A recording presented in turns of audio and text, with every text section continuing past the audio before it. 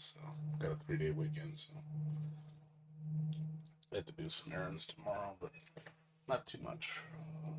Mostly be at home. Lots of good food. I had Turkey Day. That was fun. Got some good food. I'm still stuffed. I just having a dessert right now. It's a small dessert. But yeah, I'm stuffed. I ate 2 plates worth. I'm pretty full. So I'm not gonna eat anymore. Tomorrow. I'm just gonna eat the snack and that's it. But I feel like something sweet. So I have a little snack. Probably be up for another like 4 or 5 hours. I'm gonna go to bed. Yeah, shit's really good.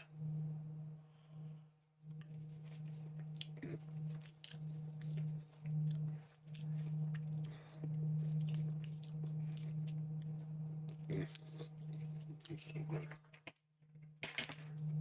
Oh, it's so delicious. Yeah, I'm trying to stay off my diet right now. Cut back on eating. I've been feeling really good lately, though. Man, I've been feeling really good lately. What's up, Ashley? How you doing? What's going on with you? Just started my stream.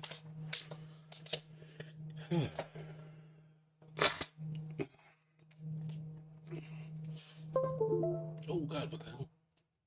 Cancel all.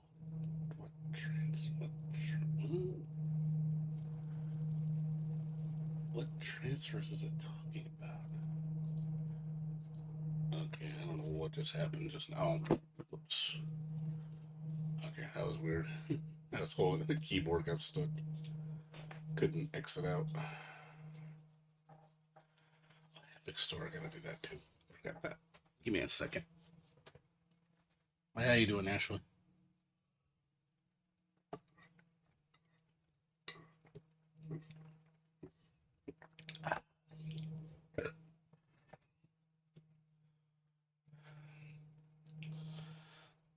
Yeah, just getting the free game for the day. What is the free game today? I'm doing alright, just usual. Nothing amazing.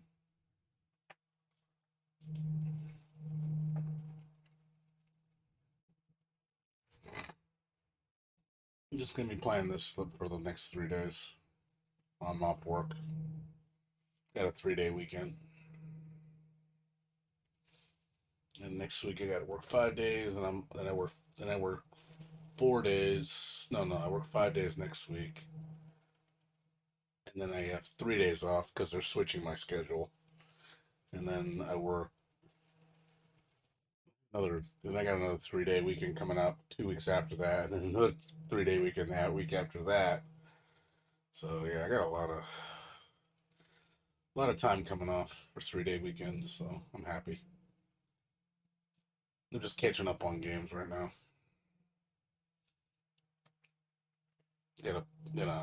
What the? Why is this not free? Come in. Thank you. I'm making myself a big plate now. Okay, no problem, dude. You're welcome. No problem. You're welcome. How's the fam? It's fine. Yeah, you didn't say that long.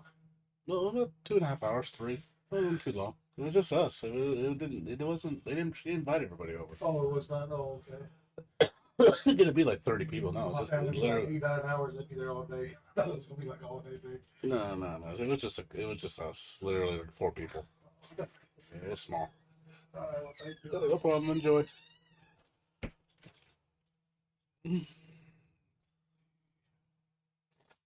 I guess this is not free right now. It's weird. Oh, it's just coming soon. I'm sorry. That's on the first. I misread it. It just hit this one's free. Okay, I misread that. All right, my roommate. Yeah, I'm just. Like I said, not much going on. No, there's a lot of sales going on right now. I'm trying to see if I want to buy anything. A lot of good deals right now. I don't know if I'm gonna buy anything though. We'll see. Maybe I'll find something like really cheap. Some good games on sale.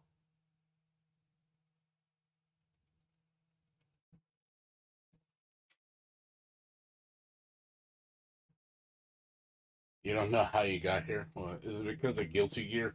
Is that why? Is it? Do you know me for Guilty Gear? Is that how you know? Most people that come to my channel know me because of Guilty Gear. Because I used to upload the Guilty Gear sound, the Guilty Gear Strive OST. So, but I took all my videos down. I don't like Strive, so I don't want to deal with it anymore. So I pretty much stopped making content for it because I just don't like the game. I think it's bad. But that's how a lot of people know who I am because they're like, "Oh, you're that Guilty Gear guy," and I'm like, "Yeah." I used to play a lot of fighting games, but lately I have not been playing fighting games at all. So it hasn't really been much that I'm interested in at all with fighting games. Like there just hasn't been, in my opinion, not that many great fighting games coming out anymore. Not stuff I care about. There's nothing. The only game that I give a shit about that's coming out soon is the new Chaos Code. Whenever that comes out, that's the only fighting game that I honestly am concerned with. As far as a new fighting game, there's nothing else. I don't care about. I don't like Guilty Gear Strive. I don't like DBZ. I don't like Mortal Kombat. I don't like any of those. I could play old games. I get tired of playing old games. I want to play new games.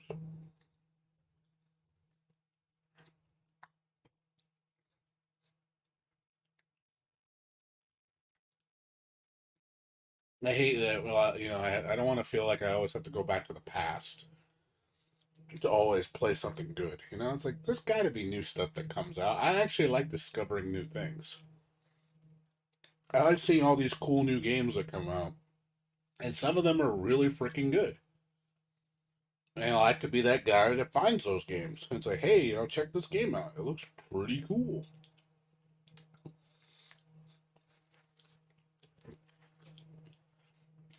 I know a lot of people like retro. Nothing wrong with retro. But when you played it so many times, you kind of get tired of it. I played the crap out of a lot of the retro games, like way too much. And some of those games don't hold up very well. You try to play those games now, that some of them are awful.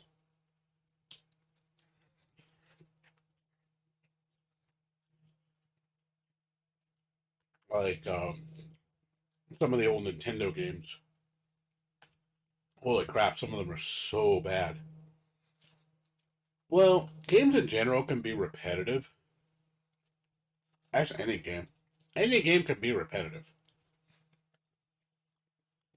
But I will say older games are more simple in nature. But since the concepts were new. So a lot of people are just kind of throwing shit at the board, the dartboard, and seeing what works. Like, oh, let's try this, let's try that. Very simple, But as games got older, the technology got better. We could advance more and do more things, make games more complex. Back then, yeah, I mean, you play like on the Commodore, you play like Pong or like Tetris on the Atari. Those games are very simple, but there really isn't a lot to them per se. I definitely want something a little bit more engaging, a little bit more in depth. I want something that has good gameplay, very very engaging story, lots to do, lots of meaningful things to do. Not just, oh, it's just a lot of stuff to do that's pointless. There's a lot of games that do that too, where it's just it's very repetitive, but there's no reason to do it. RimWorld, I've never heard of that game. I've never heard of that. That's a Steam game? I can't say I've ever heard of it. RimWorld? Oh, this one has a lot of expansions. Oh, okay. So RTS. Uh, it's like strategy RTS kind of game. I never got into these. I never got into these type of games, simulation games, or I don't know. I just never got into these. Like I'm not. I don't like. I'm not into SRPGs really. I'm not into sim games. I'm not into. I don't know. It just never interested me. I have a. There's certain genres I play. I can see why people like them, but it's just not for me.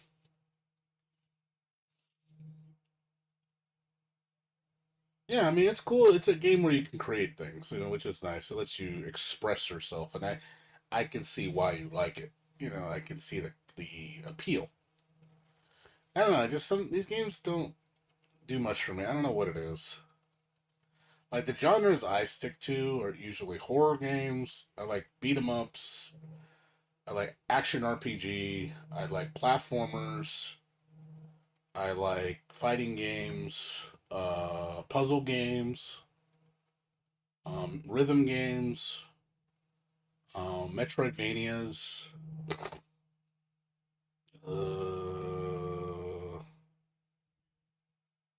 Uh, bullet hell, shoot 'em up. Trying to think of anything else. Action games to a degree. Uh, that's about it. Like those are the genres I like the most. I mean, you could tell. You could look at my library and see what kind of games I play. Certain genres that I like. I do like if it's RPGs, they usually have to be action. I don't like turn based. Trombone Champ? Yes, I have. I've heard of that game. Yeah, I only play a few rhythm games now. Like I play the main one I play is Muse Dash. This is my probably my biggest one that I play. Because this one gets free updates all the time, so I play it every month. I'm always playing this game. It's a good game. It's probably the best game you can get on the market for value. Because it's literally like $30 and you get all the DLC free. It's really cheap. Highly recommend it if you've never played it. Yeah, it's probably one of the best, if best, rhythm games in terms of value. Because it's just you get so much for your money. Music's really good. But yeah, you get a lot. Yeah, right now it's half off. Well, the base game's $1.50.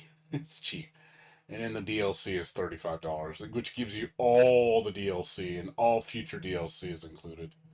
But if you just want to try the base game out for $1.50, you can't beat it. You get like 50 songs for $1.50. And it's a good taste. Like you get a nice sample of what the game has to offer. Like it'll keep you busy for at least like 4 to 6 hours. Yeah, it's really good. It's very very very very well made game. It's fun. It's got great music. Cute characters, very beautiful animations. And it has different skill levels, but it's very addictive. Do highly recommend. Like I said, for $1.50, it's a no brainer.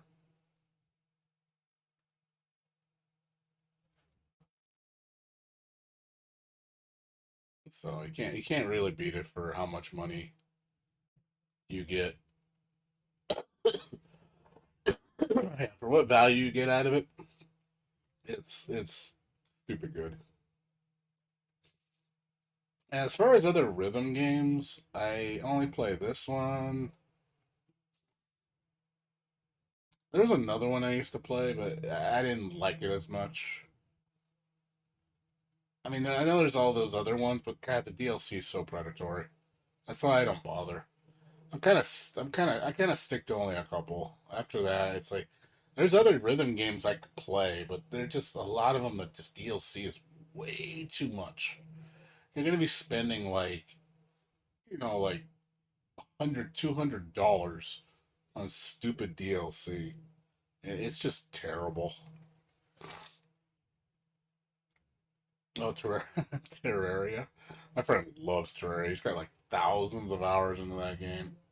I don't have it though. I know what that is though. As far as bullet hells, I usually focus on my favorite ones are all the cave shooters. Uh, I do play a couple of the new ones as well too. Um, yeah, the ones I like the most, yeah, all the cave ones like Death Smiles. Um, let's see. Yeah, I got Death Smiles collection. This one's one of my favorites. Death Smiles. Yeah, yeah, Mushi Hime-sama. It's my second favorite. And then also I have was a Dodonpachi. Yeah, Dodonpachi Resurrection. Basically anything a cave brings out, I'll play. I know they're bringing out another game pretty soon. How was it? I forgot. Akai Katana is coming to Steam, so I'll be picking that up. And then my other favorite series is uh Danmaku Unlimited. Yeah, Danmaku Unlimited. This thing is probably the closest thing I've seen to a good cave shooter. Really well made. Played the first two. It's the third, second, and third one. I haven't played. I don't know. I've never seen the first one. But yeah, these games are fucking nuts. The amount of bullets is just it's fucking ridiculous, man. Like it's like whoa. It's just like it's just so fucking stupid. It's if you get in the zone though when you play these games, it's just like you just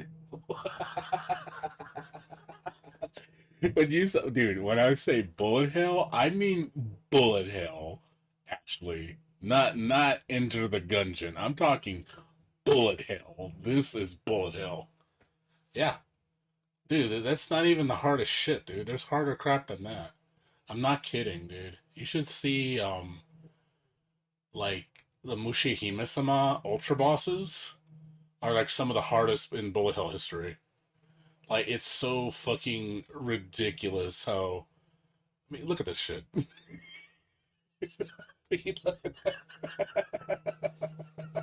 That's a boss. Try to dodge that. Oh god. Oh man, it's amazing. Like you do, trust me. You start playing this shit, you'll get that good after if you keep playing. I used to play this shit. I'm like, man, I'm really doing it. Like you start to see it, you start to understand it, you start to see the flow. You die a lot. Don't get me wrong. You're gonna die like a fucking shit ton, but it's just amazing, like how just how ludicrous. Just how ludicrous this shit is. It's just, it's, but it, God, it's thrilling, dude. Like you see this shit and you're just like, you do it. Like I'm not kidding. Like you go through this shit and you will beat it. Oh, yeah. When I say bullet hell, I mean extreme, dude. Like really, I'm pretty hardcore. Once you get to know me, I'm pretty hardcore. Here, you can see. Here's like ultra mode boss. This is the final ultra boss. Just to show you like how bad it is.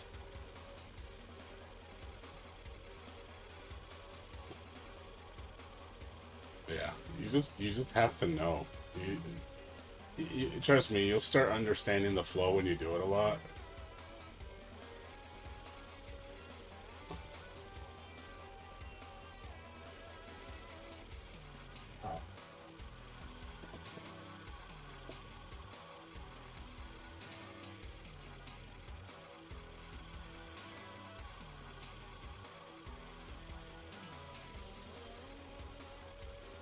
I remember when I first did this boss, my god, it was so bad. I was just like, how do you beat this? That's all you see when you see it. You're just like, how do you beat this?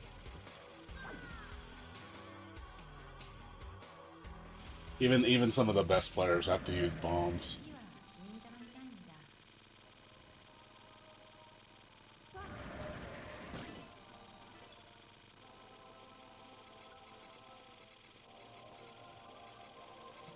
But yeah, just look how narrow you have to dodge. Look how small the gaps are. It's like you're seeing the gaps, but you're just in the zone. You're in the zone when you're doing this shit. It's fucking crazy. Like, I'm telling you, it's unreal when people do this shit. You're just like, how are you doing that? It's like, yeah, you get good. You get good. So, this is the kind of shit this is the kind, when I say bullet hell, this is what I mean. I like this stuff, so. I want hard. I like hard.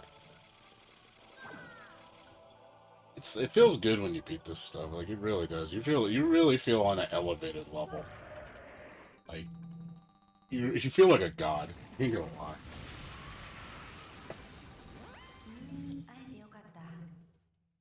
Like, you honestly feel like a god when you do this shit. You really feel so elevated.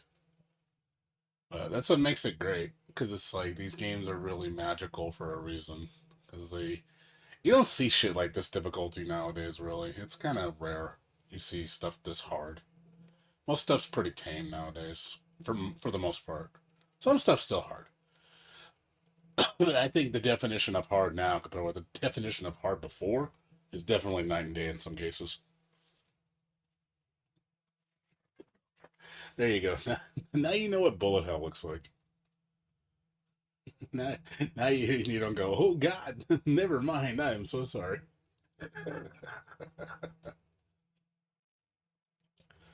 Now you know the truth. The truth has opened your eyes.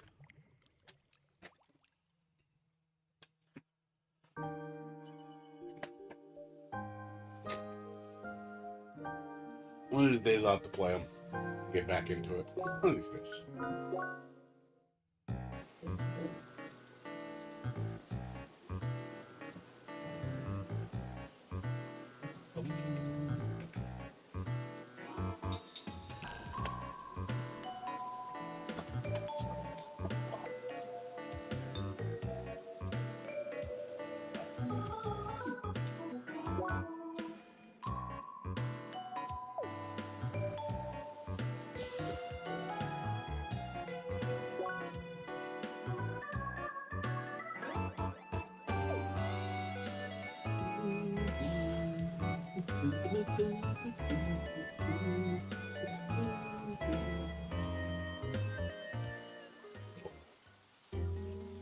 Yeah, normally I play fighting games, but lately I haven't felt like playing fighting games at all. It's sad, because I really did enjoy them before. But fighting games lately to me have been really boring. I don't feel very accomplished when I play fighting games.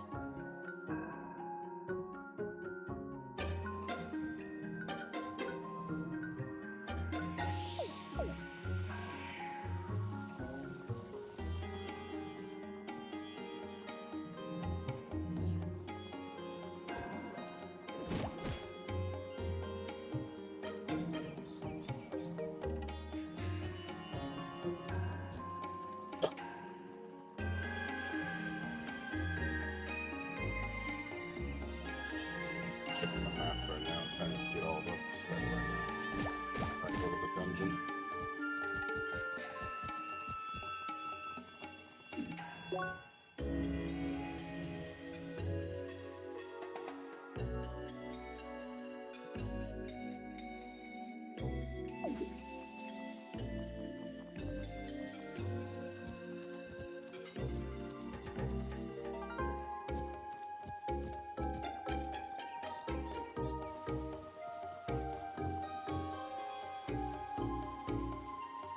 Is the game too loud?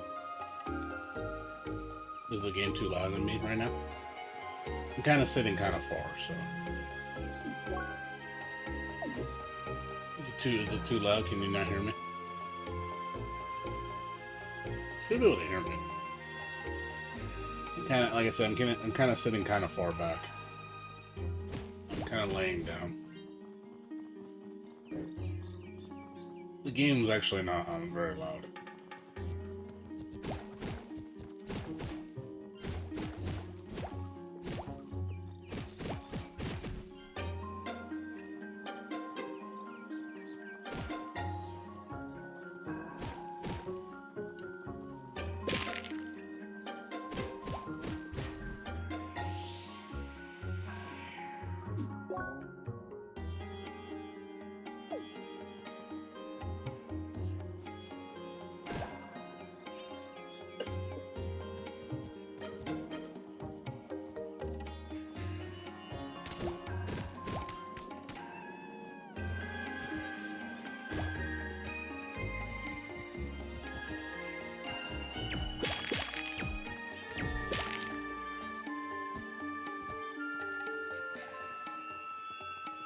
So you able to hear me right now or no? You able to hear me at all, Ashley, or no?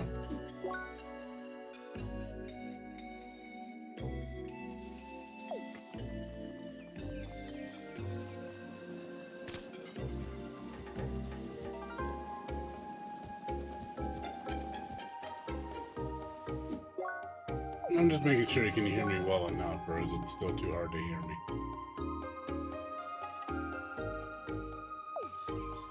Just want to make sure.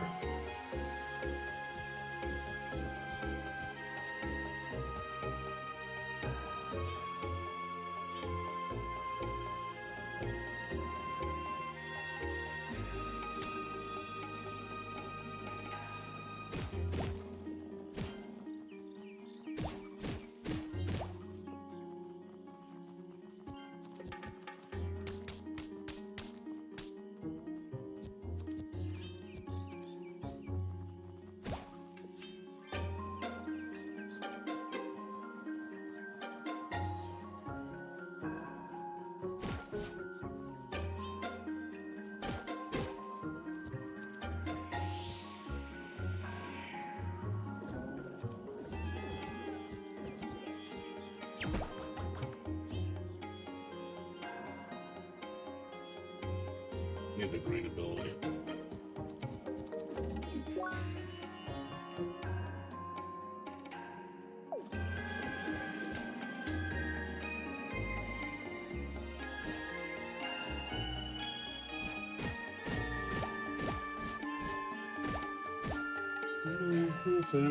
But that's honestly what I do here, actually. Mostly just play indie games. That's honestly what I do now.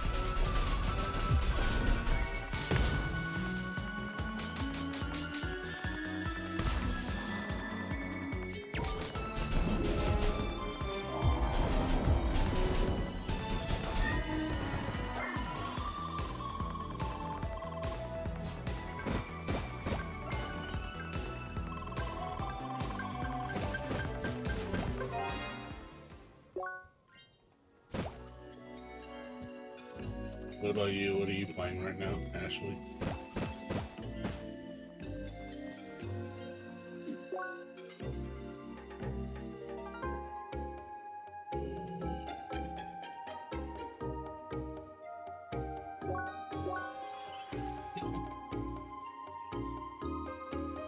What games are you playing right now? Just curious.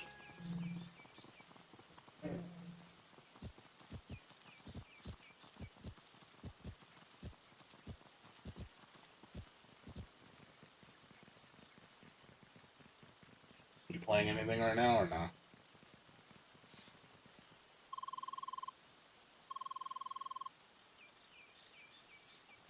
No, I meant in general. I mean, I don't mean like right now. I mean in general. What are you playing, recently?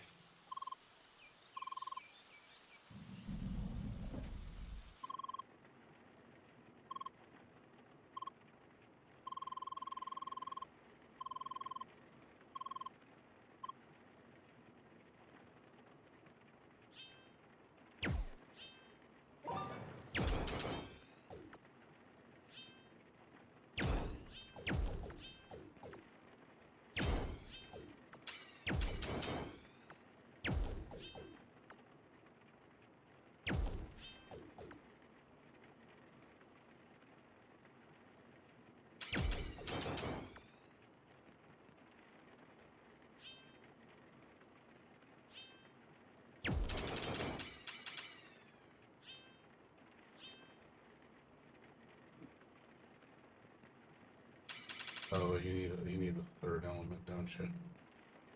Shit, I don't have electricity. Oh crap! I don't have the third element yet. I need electricity. Worm Rotary and Galaxy Life. Okay, well, you can see those are the kind of games you like to play. It's definitely not stuff I play, for sure. We play completely different games.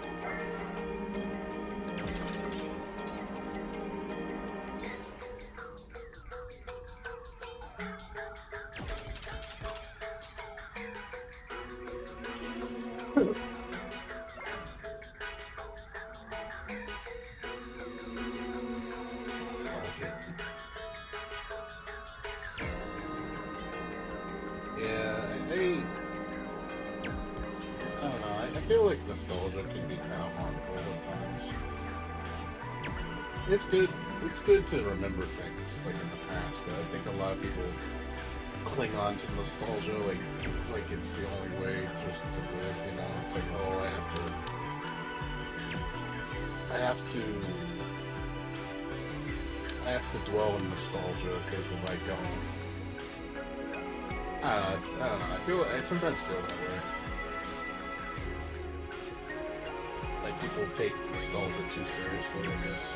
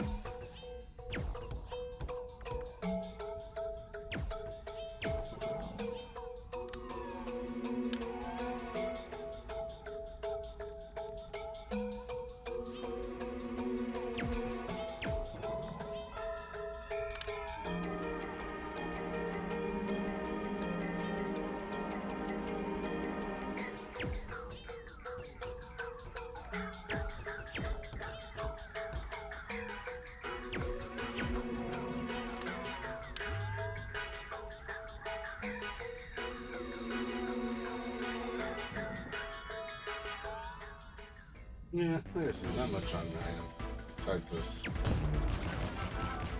I'm waiting until next year for games I want to play.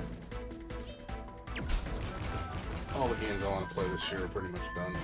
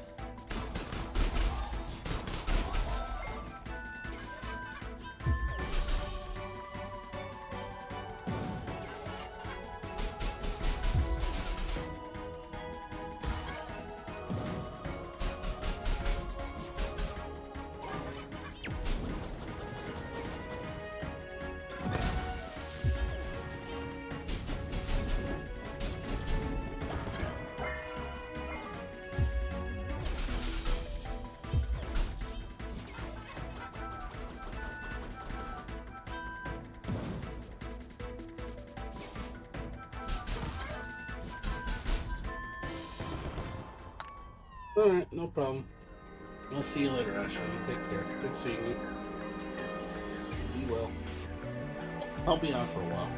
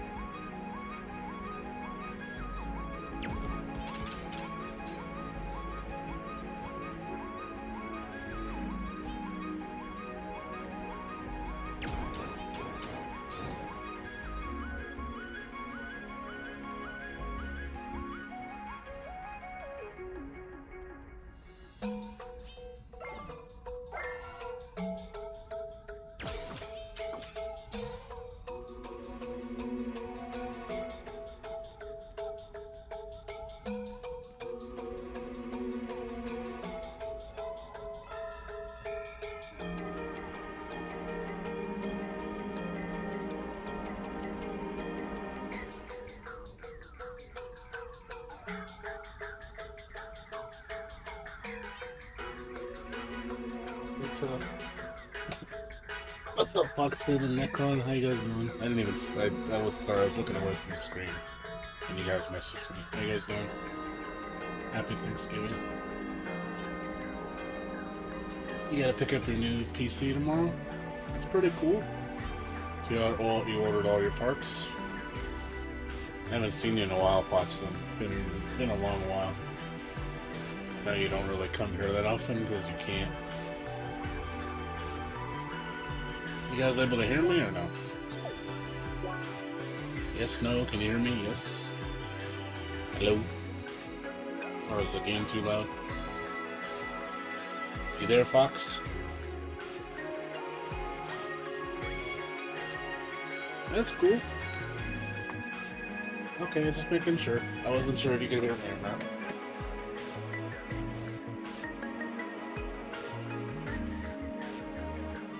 What did you get? What CPU did you get?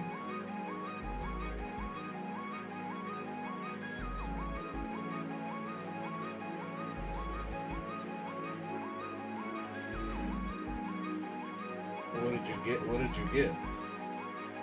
You got the 50. What did you get for CPU? Did you get the 5700X, the 5800X? What'd you get?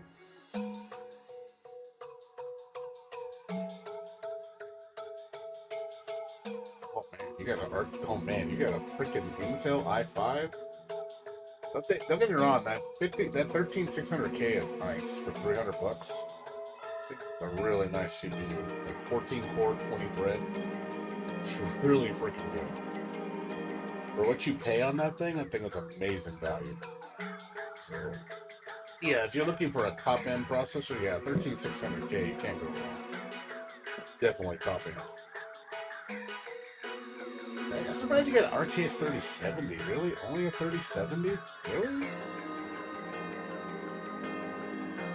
For that?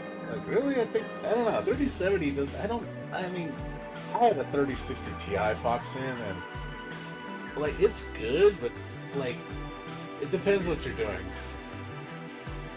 You got the 3060? You didn't go for the 3060 Ti, Necron? Really? I thought you would go for the 3060 Ti.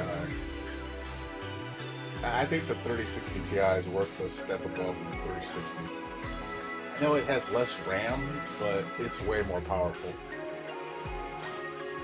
No, I mean, like 3060 Ti is a great 1080p and 1440p card. Like, if I was only playing 1440p and nothing more, the 3060 Ti is definitely sensible. If you're doing 4K, it is not sensible. I would say if you're gonna do 4K, you need a 3080. If you're gonna do 4K reliably, 3080. I can't see anything less than that. It depends on the game. Like if you're trying to play something like Cyberpunk, yeah, forget it. Not on a 3060.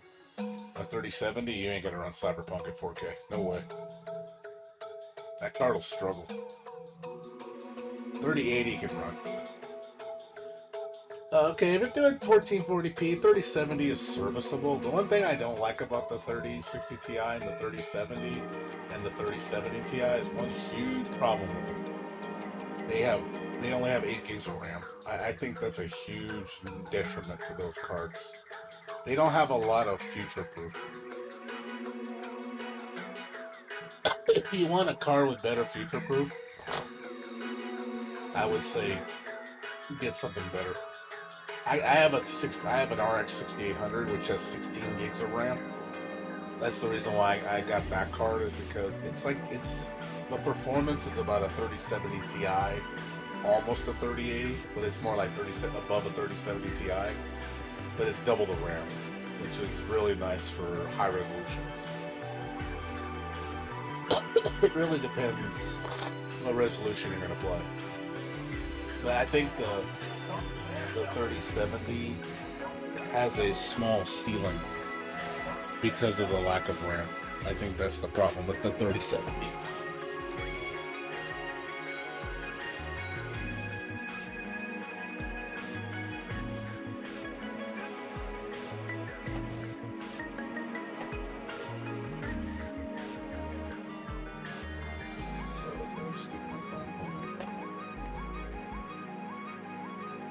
Why not? You're same. You're same as Foxen. You're running 1440p. I mean, 1440p is fine. I mean, I play. I have to play a lot of high-end games at 1440p because 4K just doesn't make my card has trouble doing it. Even with my 6800, I can play some games at 4K, but like the most demanding games, forget it. Like if I try to play Spider-Man 4K, I can, but I have to run FSR, and I can only run at high detail. So if I want to run at a higher frame rate, it's best to put it 1440p. 1440p at high detail runs pretty high frame rate. It's like 90, 100 frames. I can't. DLSS is not it's not at AMD. That's Intel. That is a NVIDIA. I have to use FSR. I don't have DLSS. I don't have my GeForce anymore. I sold it. I sold it to my friend. I sold him my 3060 Ti for $300.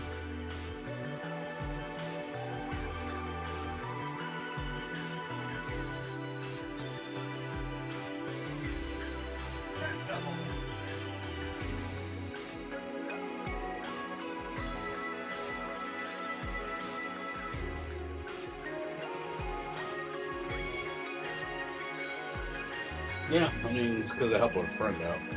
I bought my RX 3800, RX 6800 for $350. Somebody online, and they lowered it down to $350, and I picked it up. So basically, I paid $50 for my upgrade, which is pretty good. Going from a 3060 Ti to a 6800 is a pretty good upgrade. So it's definitely, like I said, it's comparable to a 3070 Ti. So it is definitely stronger, and it does have double the RAM capacity, which I really like. But yeah, other than that, like ultimately, I should have got the 6800 XT, because they said that's a better 4K card. But I couldn't get one for $350. No way. Shit, I'm lucky I could maybe pull 4. You know, maybe. That's a big maybe. Maybe $400. I'd have to be pulling teeth to get it for that cheap. Now, in the 3080 is, I tried to get a 3080 for $400. So it's just like I wanted a 3080 over the 6800 because I know the 3080 is still better. But I can't get it for $400. They want like $500-600 for it used, and I'm just like, nah. I said I'll just get the 6800. I had to compromise.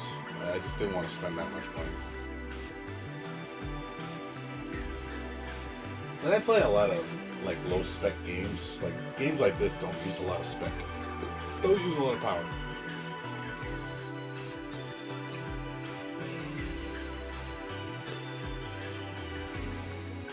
Yeah, the only card I had my eyes on, like I said, 6800 XT.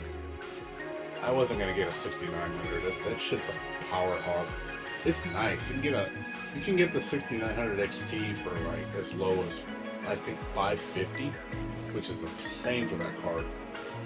Really cheap, for the flagship model. But it runs really hot, and it has really high power draw. And I was like, nah, I didn't want to do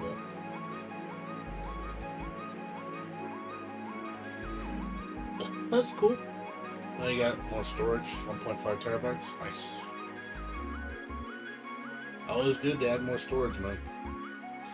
Yeah, they had my friend. I bought my friends. They had 2 terabyte NVMe drives. They were over at Micro Center. They were $80 for 2 terabytes. I couldn't believe when I saw that. I said, dude, that's so cheap. Not $80 for 2 terabyte SSD. 80 for 2 terabyte NVMe. I was like, that is insane. When I saw that, I was just like, holy crap. I said, because I was going to get it for myself.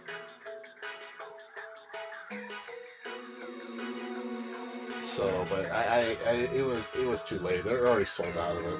They completely sold out at the Micro Center. Yeah, I got we picked up some processors, picked up some good RAM deals, excellent SSD prices, excellent NVMe prices. Yeah, the best deals of processors, NVMe drives, SSDs, and RAM. All excellent price. But dude, they had a better RAM deal than what I saw. They were selling 32 gigabyte RAM kits, 3200 DDR4 over on Amazon for $65. So you can get 64 gigabytes of RAM for $130. I was like, wow! I was just like, wow, that's cheap. That is cheap. And it got good reviews too. It wasn't like, I think it was Silicon Power brand. Not a bad brand. It's a good mid-range brand. And I was just like, damn, man, freaking deals, man, the deals. If I would have known that, I would have waited, because I could have saved up $70 if I would have waited. I would have waited. If I could have just waited a couple months, I mean, I should have, to be honest.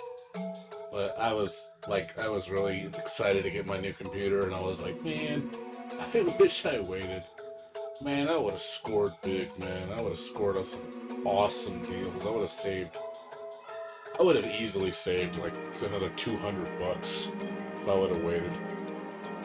But it's too late now. I already built my computer. I should have waited on the RAM. I should have waited on the NVMe drive.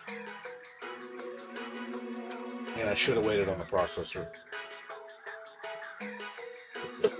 I could have easily saved $200 if I would have waited. If I waited 2 more months, but I didn't wait. I got excited. I pulled the gun and all. God damn it! Why didn't I wait? I could have waited 2 months. I'm pretty easy waiting. I'm pretty patient. So I'd rather have that $200 in my pocket. It's too late now. I already built a computer. I like my computer, but because I got an Intel. Because I bought a Intel 11700K for $180. At the time, that was a steal. But if I would have waited, I could have got myself, a 5600, a 5800X for $175. Could have got mine for $175. The motherboard I could have got for like $50. I would have been on easy street. And then I would have, I would have got the RAM for $70 cheaper.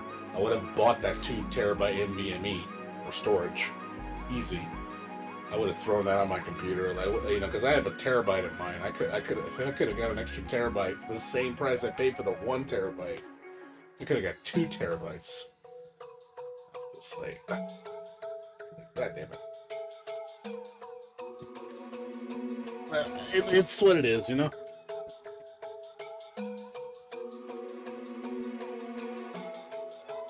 make me want to go. You make me want to go online and check out all the deals right now. Yeah, the AMD motherboards are really expensive, man. I've been looking up the AMD motherboards. Man, dude, this shit's stupid expensive. You look at the God. Here, I'll show you. Let me stop right here. I can't focus on the game because we're talking. I'll come back in a minute. I just want to show some stuff. I'll be on online plan. No rush. Let me show you. So Micro Center. So yeah. Oh wow. Look at this shit. Oh god. Look at this. Free motherboard. That's not bad. That's not bad for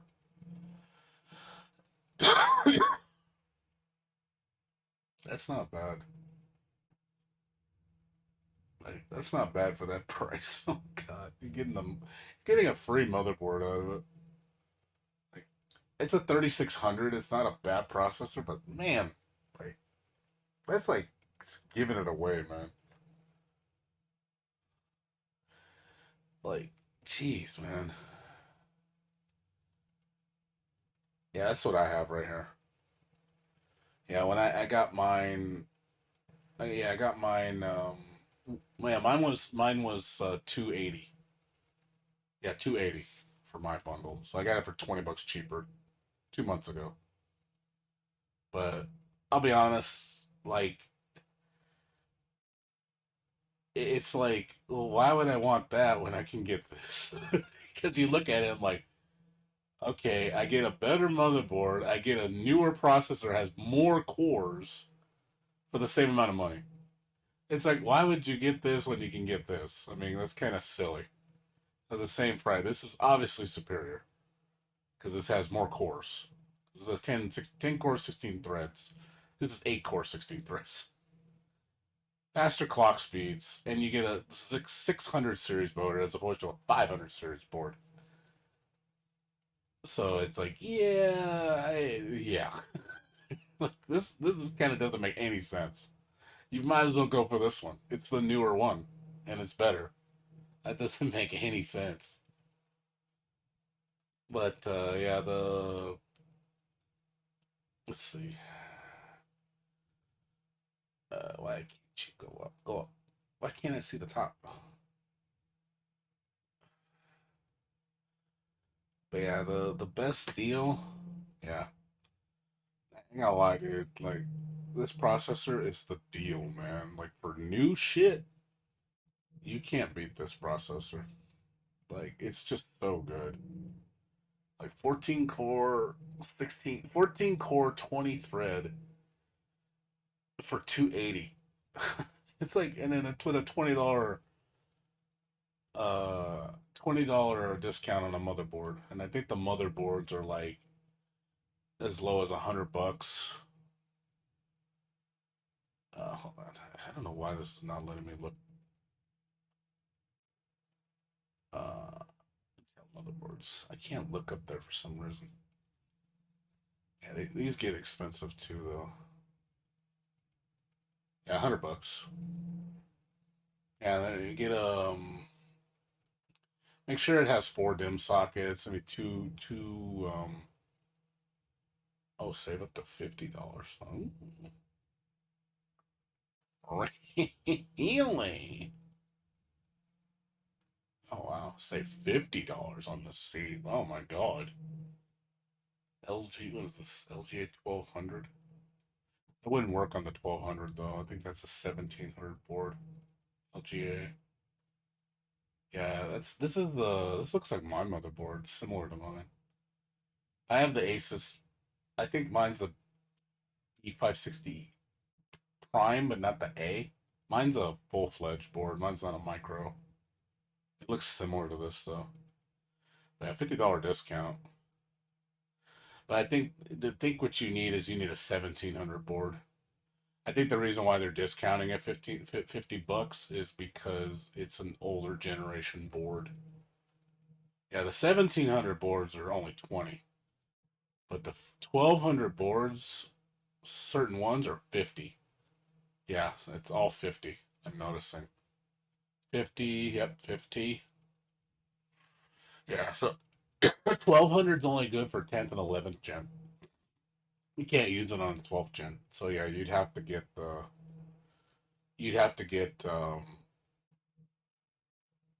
1700 board. So you have to pay the extra $10. I mean, it's only $10, not a big deal.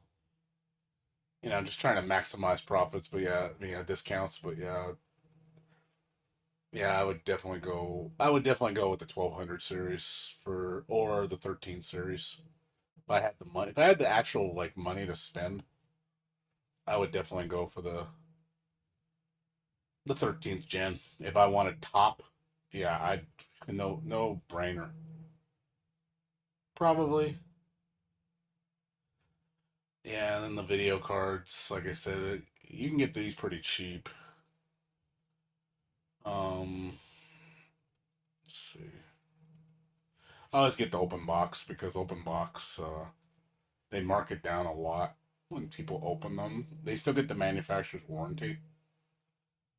But yeah, you can get some of these cards really cheap. You're like really cheap. Let's see. I think the best deal I saw was a 6900 XT for like 540. It was just like wow. Like for that price, that is a steal. For a top end graphics card. It was cheaper than the 3070 Ti. But yeah, they're all out of them. When you see them that cheap, they fly. You just gotta be on top of it. Like sometimes they'll have it, but yeah, nothing great right now. Yeah, they don't really have any AMD cards. Yeah, I've seen them ridiculously low. AMD cards are a lot cheaper than Nvidia. So if you want the better deal, get an AMD card. Don't get Nvidia. I think Nvidia is overpriced now with the market. I think they're getting way too greedy. I don't like the prices. Dude, fuck the 4000 series. Anybody that buys that shit, I feel. What's up, Sora? How you doing? We're just doing some computer research. Anybody that buys a 4000 series cards needs to calm down. I'm just gonna tell you that right now. If you bought a 4000 series card, you need to calm down. Like really, you need to seriously calm down. Like that shit is a ripoff. Like anybody that bought a 4080 for like $1,600, you seriously need help. Like I would just be like, dude, what is wrong with you? Why would you buy that? You can get them still. Like yeah, I mean, there's you can find them. I actually saw them at launch. I was down at the store. I actually saw them. They actually had the 4080s in stock. I think they're all gone now. I don't think they have them anymore. Like they're all gone. Yeah, like they're all gone, dude. They're all fucking gone. That didn't last long. But yeah, they're yeah, but they had them. But yeah, look, it's like Jesus Christ, man. Like seriously, dude. But yeah, they were there. Yeah, I mean, seriously, 1500 $1,550 for a 4080. Like, what the fuck, man? Like, what's wrong? Like, what's wrong with people? Like, why would you spend that? Like, it's not that good. Like, it's not that. I mean, yes, it's the best card in the market, but fuck, the value is awful. They even did like the comparison, like the price to frame comparison. It's a complete ripoff. What's up, Bursky? How you doing?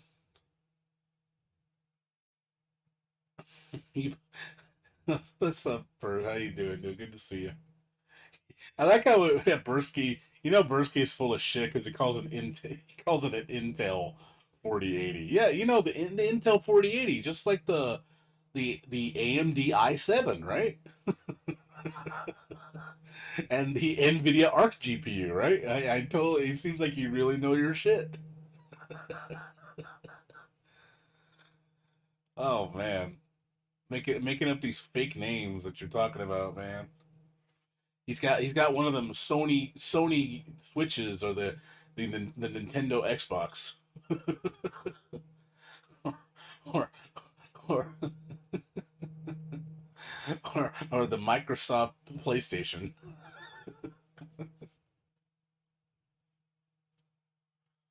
Yeah, I don't recommend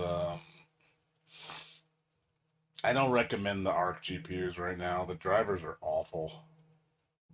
Like I was interested in the Arc 770. I really was. Like it's a nice little card. Like power wise, it's a good contender.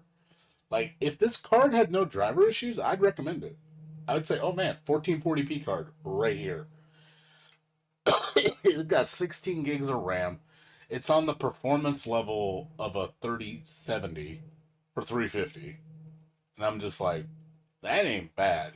I ain't gonna lie, that's pretty sweet, for the price. But it's a nice looking card too. I love how it looks, but God, does it have driver issues? I hope they fix it, dude, because it's like, man, like I'd like to see another competitor in the open space, but if your drivers suck,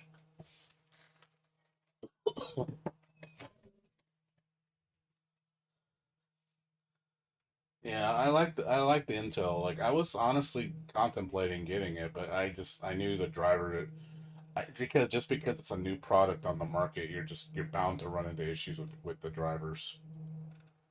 So they said for new games it's alright, but problem is old games were really piss because these cards don't have native DirectX 11 or before support. They only support DirectX 12. So anything that's like DirectX 10, 11, and 9, it has to do emulation, and it's really bad. So you get games that are like old and they run like shit because they don't have a proper API. I don't know what they were thinking. It's like, guys, the card needs to have that compatibility, backwards compatibility with older APIs. You can't just you just can't ignore that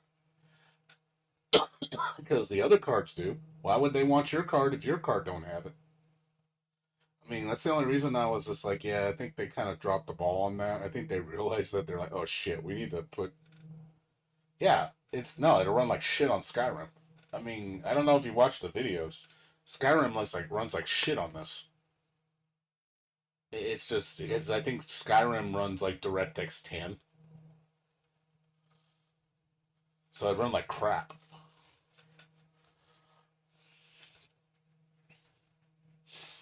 Yeah, he got a 37. He got a 13600K, dude. He got the premium CPU, man. He got the latest one, dude. He got the fucking. I ain't gonna lie, dude. I'm kind of jealous. That shit's nice, man. That 13600A is mwah, French kiss, man. That is the absolute killer deal for CPU. Hands down, no contest. Yeah, that one, the good one, the 14 core one, the one we were just talking about it.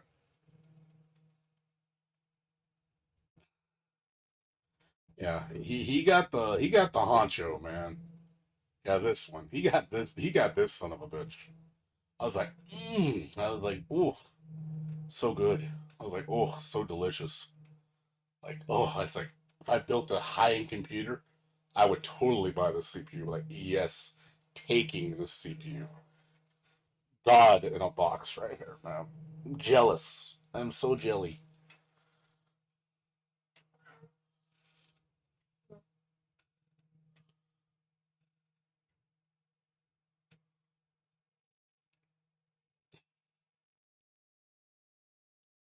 Like I said, he got good stuff. I just the only thing I didn't. I still. How much did you pay? If you don't mind me asking, Fox, what did you pay for that 3070? If you don't mind me asking, what did you pay for it?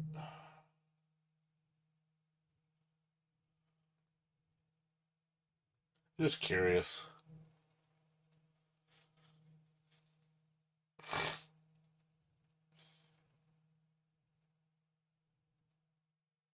I know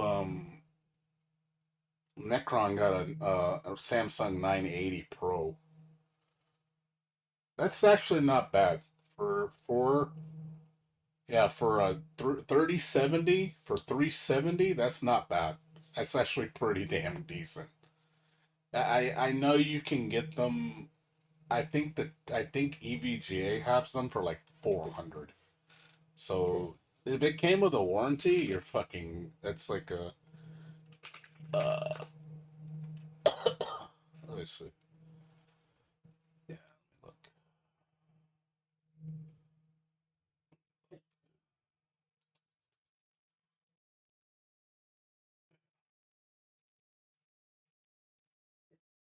Yeah, cause yeah, 30. Yeah, 3060 Ti is 350 on EVGA.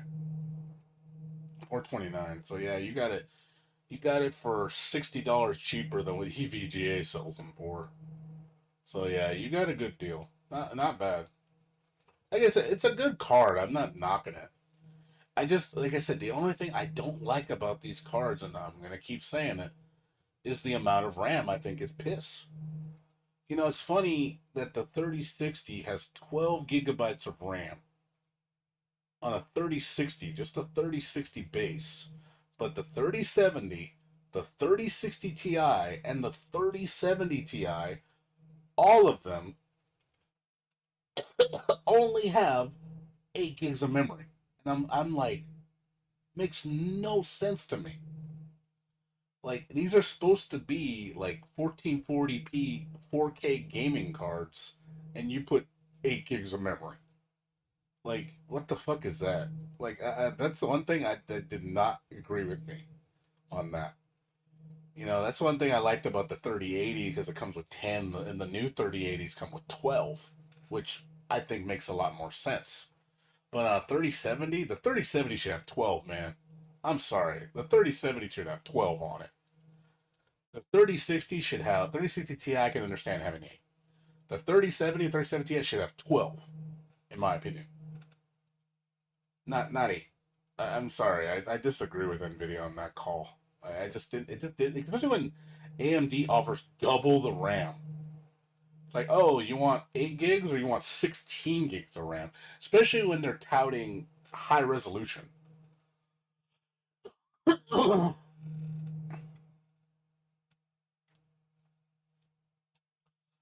Yeah, but finding a 3080, dude, is very difficult. I can't find them, dude. Like, I've been looking and I just gave up because I can never find the son of a bitches in stock for a good price.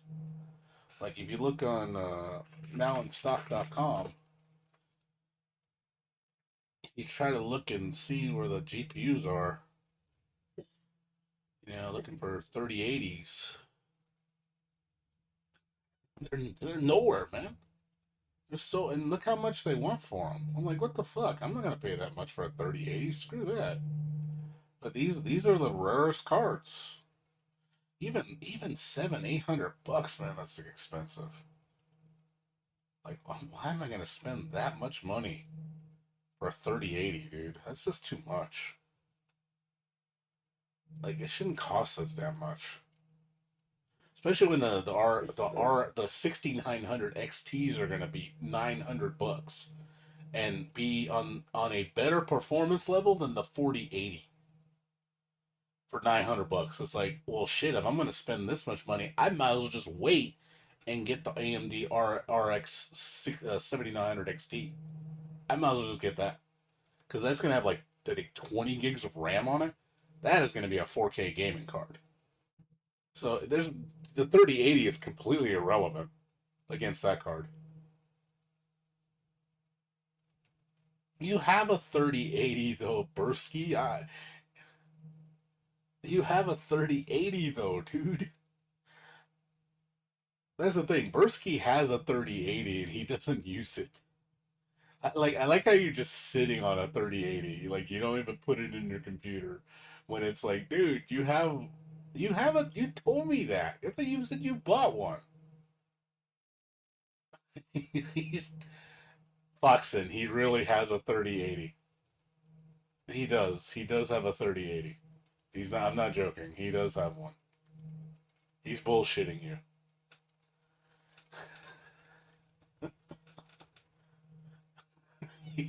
Like, buys this expensive ass car and doesn't even fucking use it. What the hell's wrong with you, man?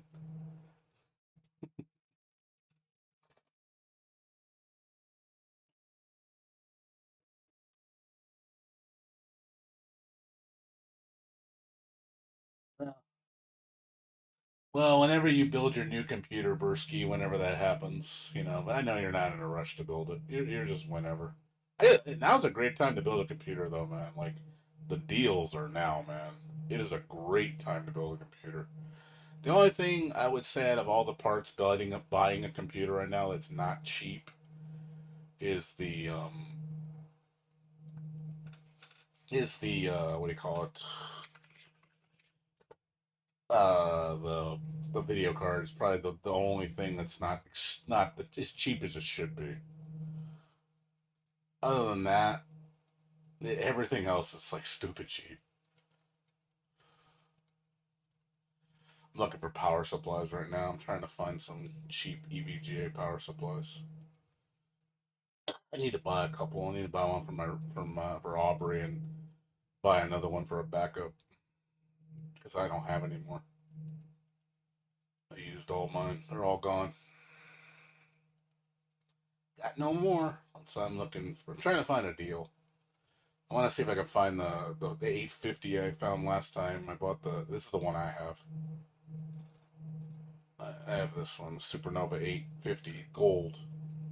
I bought mine for $60.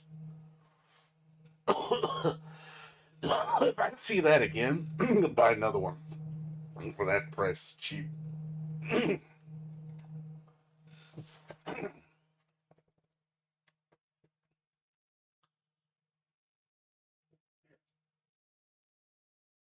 Yeah, I'm just saying. I'm sticking with power supply. I'm sticking with EVGA. Just no reason to buy anything else.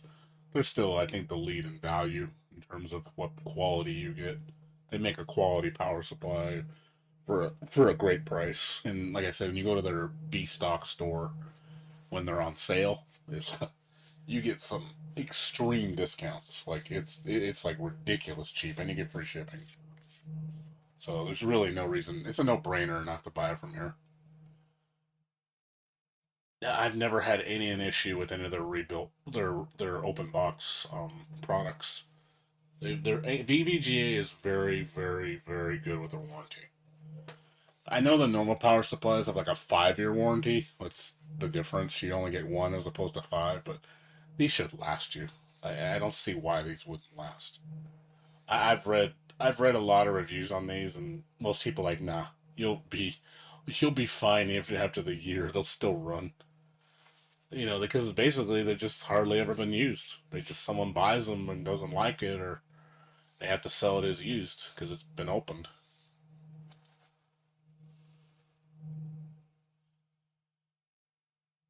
Yeah, they're really good for what you pay. It's just premium value.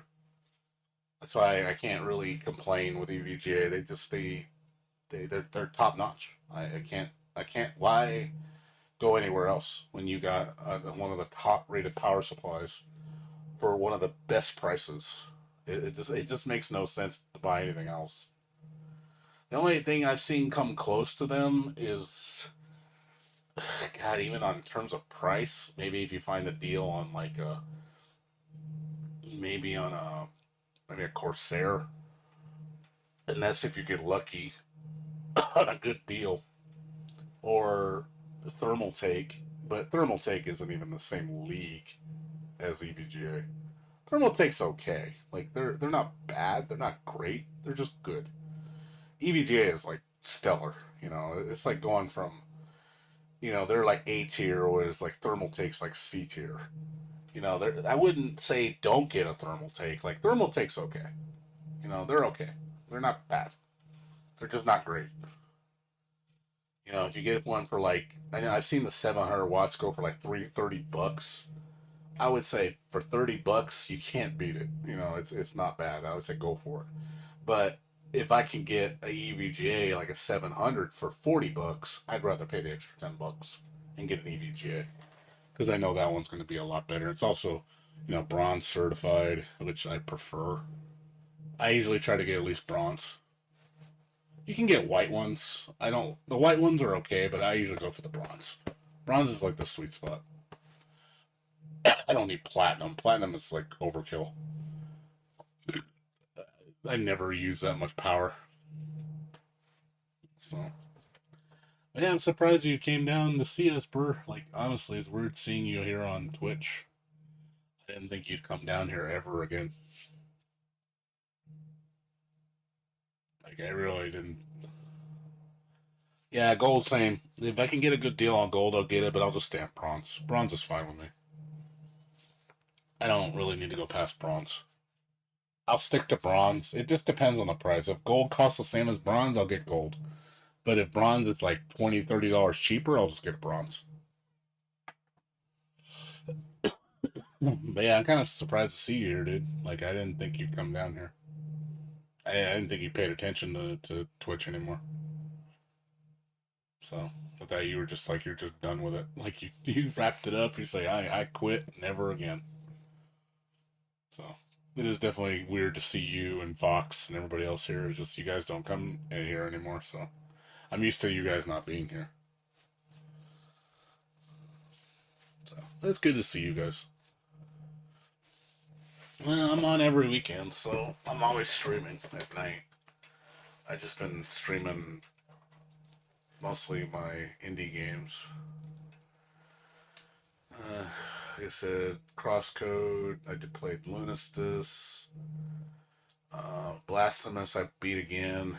Played Eternal Evil. Village. I played Cat Maze, Freedom Planet, Little Witch Nobita. You know, that's about it. As far as the next game I'm waiting for is River City Girls 2, which is coming out, I think, in a week. So it looks definitely a lot better than the first one. The first one's okay. I hope the second one looks way better. And it has online co-op. Freedom Planet's really good. Well, I'm not denying it. I put a lot of hours. I put 33 hours. It's excellent. Like, it's a must play. Like, it deserves the overwhelmingly positive. It was a very pleasant experience. It's still my favorite Sonic type game for sure. So definitely recommend it. It's $22. It's worth it. It's definitely worth it. Game takes about 20 hours to beat. 2022. Like, it took me my first time. And that's doing everything. So definitely worth it.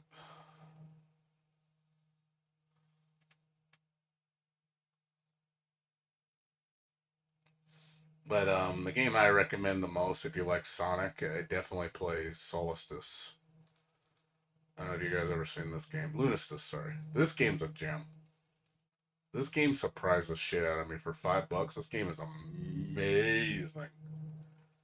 Like, like, like, just to let you see it. This how the music is god tier, man. This game, I was like, this is a gem. Highly recommend picking this up.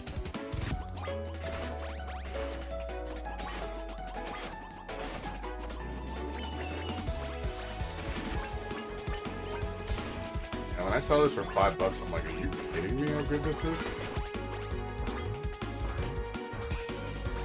Yeah, I fell in love with this game.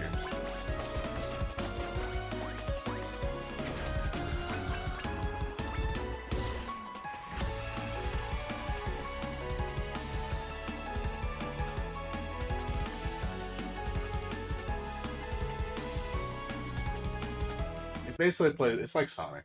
It's kind of like Hat in Time. It's more like Sonic. It's very short.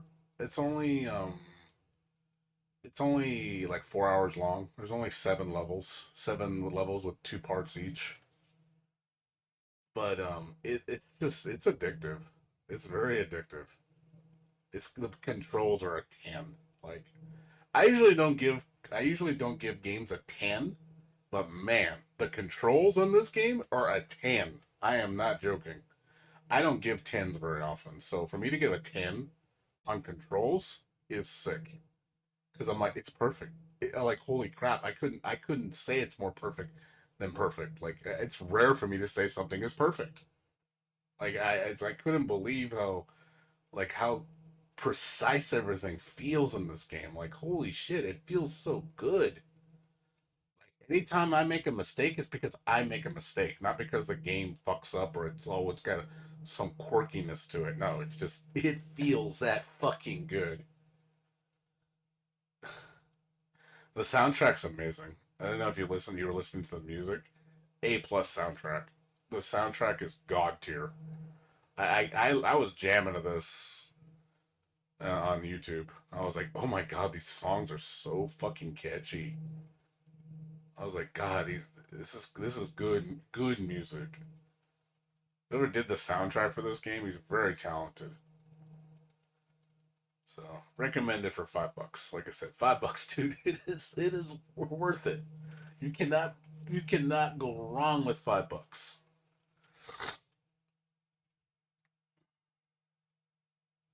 Yeah, that's cool. Yeah, try it out. You might like. I'm sure you'll like it. It's very charming. It's one of those games you definitely you'll have a heart for it. You're gonna realize that it's like, oh man, this game is like a diamond in the rough. Like, why is it so good? And he's been updating it a lot. He's been on top of it. It had a lot of little bugs, but he fixed it. Like little weird bugs, but he's been fixing it. So he's been on top of things. I'm glad he got a developer that cares. And yeah, I mean the fact that it's almost got a perfect score. When I saw 99%, I was like, damn. Like this game is almost perfect. I was like, damn, that's pretty solid. Yeah, that's what caught my eye when I saw the score. I was like, what the fuck? 99%? What the shit? I started playing. I was like, whoa. I can see why this game is up there.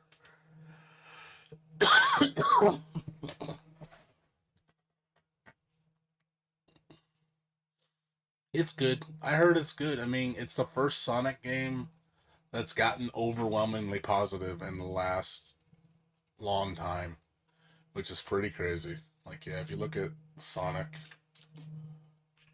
yeah, it has overwhelmingly positive. I've never seen that. Like on a Sonic game, that's incredible. That's incredible for a Sonic 3D game. Like, holy shit. When was the last time that happened? I was just like, bravo, Sega did a good job. I'll give Sega credit. They definitely took Sonic in the right direction. They evolved Sonic. Sonic definitely needed to evolve. So if this is the direction Sonic's going, I want to see more. They need to polish it up. It has that Breath of the Wild kind of syndrome where you have a lot of neat ideas, you have a very expansive world, there's lots to do, but a lot of the stuff that's implemented just it's kind of like it's not polished that well, or it's just like it's like you have good ideas but you didn't execute it the best. But I like where you're going. That's what I mean. It's like I like Breath of the Wild. I don't think Breath of the Wild is a 10, but I like the direction Breath of the Wild was going because it was like this is what Zelda needed to evolve into. It was getting out of its usual roots. It's like no, you need to expand past that. And I notice a lot of games are obviously going to the open world approach, which is becoming a thing for most games now, and that is the next step is making a good open world game. With lots to do, a lot of meaningful things to do. Don't make it like Ubisoft where they just make a bunch of filler. Ubisoft's notorious for that shit. Which is why I hate Ubisoft. Ubisoft it makes a bunch of filler crap in their games that makes it boring as hell to play because you're just like wow everything is just copy paste. It's just a bunch of copy paste in all their games, and it's like holy shit this is so bad. It's not fun. So yeah, sure you have 100-hour games with like 60 hours of shit you don't want to do. Where it's like at least with these games you actually want to do the other stuff. You actually feel there's a reason to do it. You actually it's actually fun to do, or it actually unlocks something interesting, kind of like what is it? Elden Ring. Elden Ring did that. Elden Ring gives you a reason to explore the world. There's a lot to do in the world, and it's it rewards the player for being curious. It's like, hey, if you go out to this far region, you'll find something interesting, like a really unique quest or interesting key part of the story, or maybe some backstory on a character you like, or a hidden boss, or some really cool armor. You know, or oh, it's a brand new dungeon or a hidden city. You know, something like that. Like it gives the player a reason to play the game. Where a lot of companies, they just we're just gonna copy and paste this one fetch quest or repeat quest like 1,000 times, and that's what the whole game becomes. It's just fetch quests, and then you have the base story. And like, why do I want to do all these fetch quests if they don't do shit for me? You know, that to me is boring as hell. Like, why would you do that? So, yeah, but the game I'm excited for, man. I don't know if you've seen. I'm sure. I think I told you, right, Foxin, about Atomic Heart. Did we talk about that before? I don't remember if I told you about that. I don't know if it was you or somebody else I told. That is going to be my game of the year.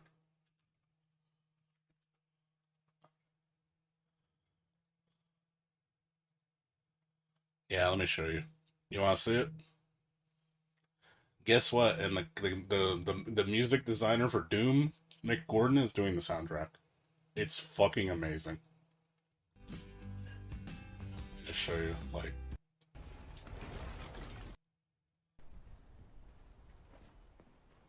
This game looks fucking amazing. Shit, would you look at that? It's that thing again. Be careful. Arc 7 units are quite dangerous. Oh, come on. It's freaking adorable.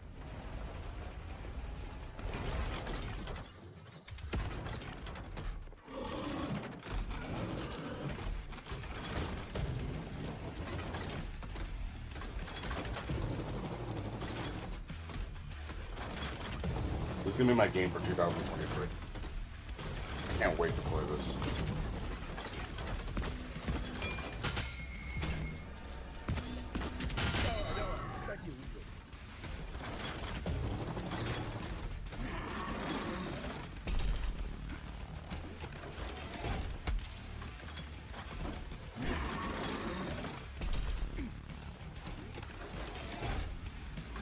Yeah, the music is just, oh god, grueling just thinking about it.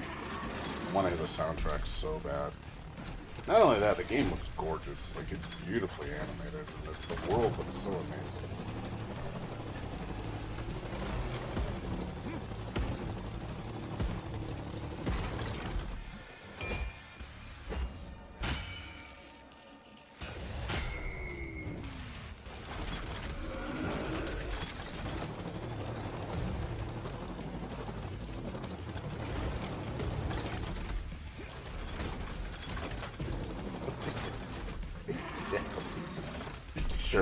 Sure, Bursky, you try. You try that, dude. I would love to see you try. I also like when the enemies kill you, you get like a cute little death scene. This is so cute. Just like Fallout.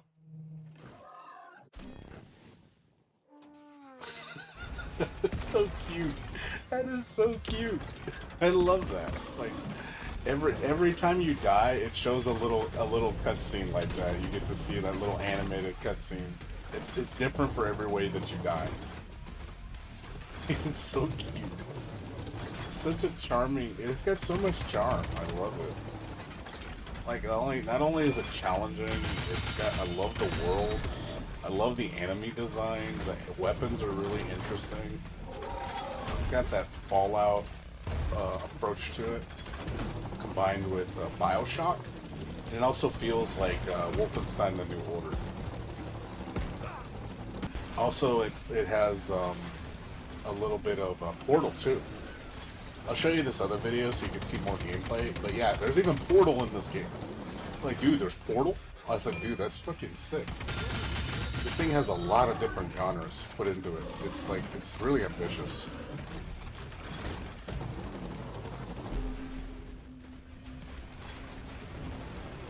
Yeah, they just showed a video recently with like showcasing like all the gameplay, and I was just like, my god, this looks so fucking fun.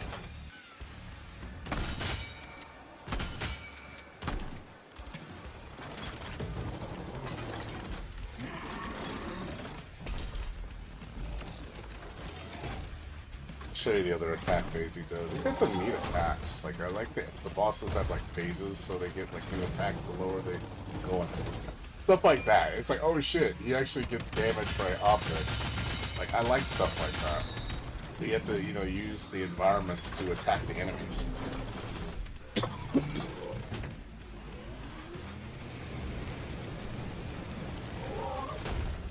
Yeah, like it has like a pull-in gravity attack.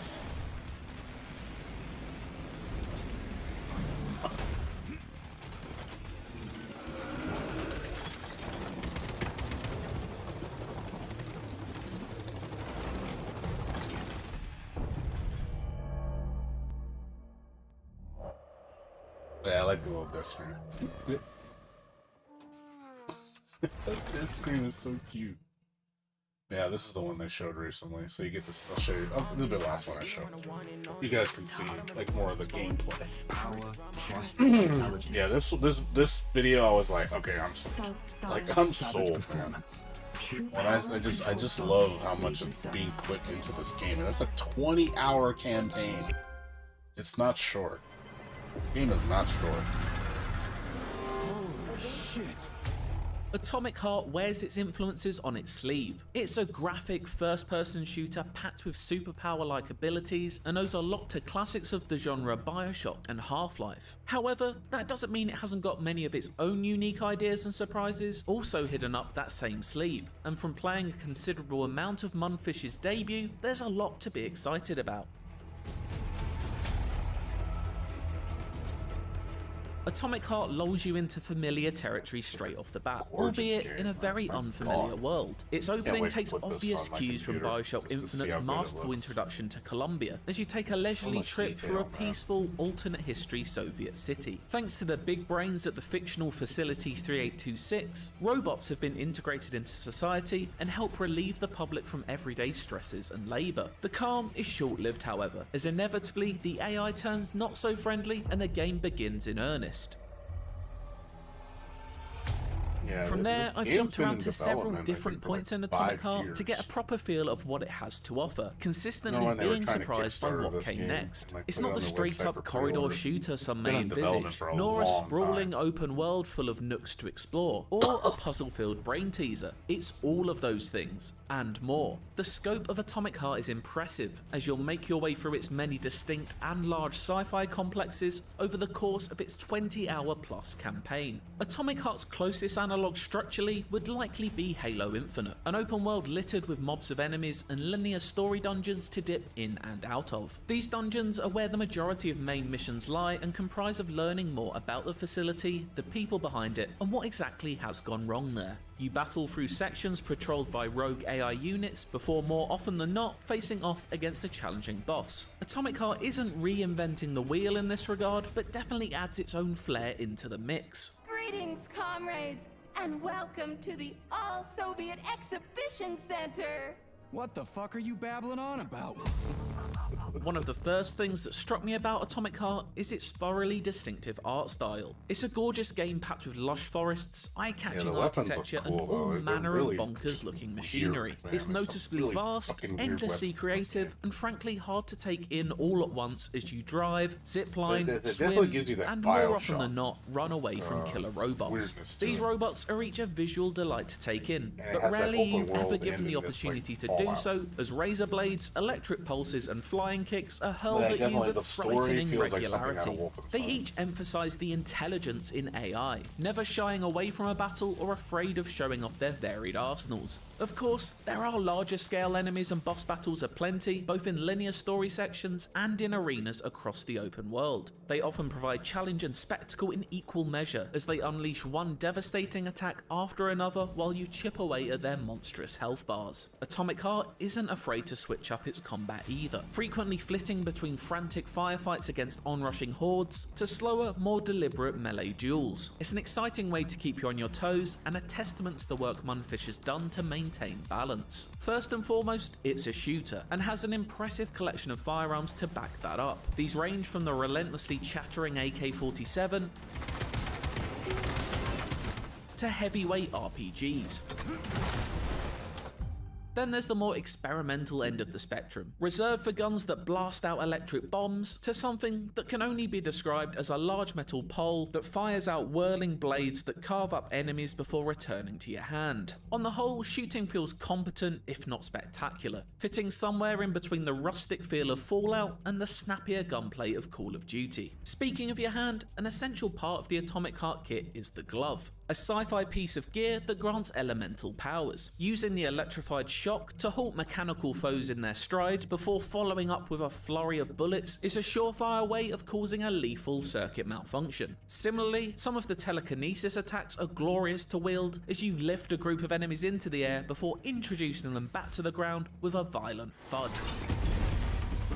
It's a joy to play with, and even more fun to experiment with. Freezing an enemy before shattering through their brittle metal shell with a massive axe is always a good time. A stellar example of the hand-to-hatchet combat is one of Atomic Heart's earliest missions. You're thrown into the deep end as you're taught how to survive in the dark corridors of the facility's many underground labs. Atomic Heart is not an easy game. It has been designed first and foremost as a hardcore shooter experience. Although difficulty options are available, it doesn't take many hits or kicks from a mustachioed android to take you down. Evading and knowing when to attack takes timing and an ability to learn and read your enemy. Thankfully, more powerful charged attacks are signalled by a glowing red ring moments before impact. Miss it though, and you'll be on the floor scrambling for a health kit.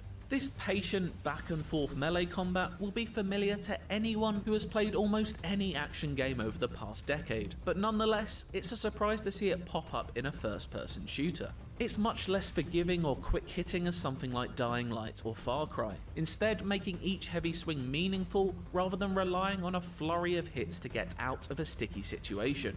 It's almost survival horror in nature, with moments from the aforementioned early level leaning into this. Its dark hallways are lit only by the occasional flicker of light, and the oppressive silence broken by the sound of smashing glass, as bloodthirsty robots practice what they're going to do with your skull. As I hesitantly made my way through, I couldn't help but be reminded of the first time I entered Rapture, or some of Half-Life 2's scarier moments. It's about staying nimble and Yeah, but focused, definitely has ready that to take on Bioshock any challenge. feel. He told me there were portal elements in this game. I was like, I wasn't expecting it. Lenovo Legion. Yeah, there's a lot of puzzles in the game. I'm like, okay, that's even better. I love puzzles.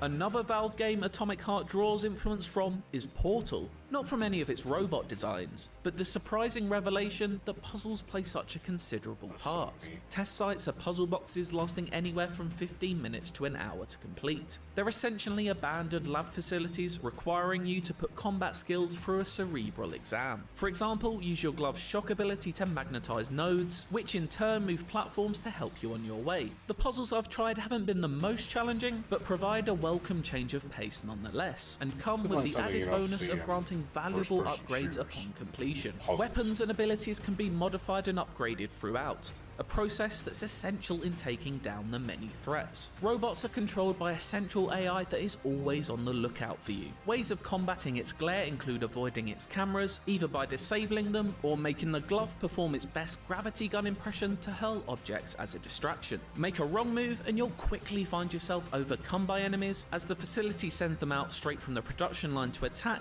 the more the alert level is raised. It really evokes the feeling of going up against an intelligent, aggressive global ecosystem that acts as a unit rather than occasional pockets of activity. The hours I've spent with Atomic Heart have left me yearning for more. It's an engrossing world to get lost in, with dynamic combat and inspired art and enemy design. I have a few doubts over whether the main story will deliver a tale worthy of such a stellar location, and I've seen some heavy-handed writing and performances that leave a little to be desired. Then there's the nauseating forward roll animation that had my stomach churning on more than one occasion. I can't say these gripes were ever enough to fully take away from all the exciting things I found myself engaging with along the way though. Time will tell if Atomic Heart lives up to its lofty aspirations, but it certainly makes a very strong first impression.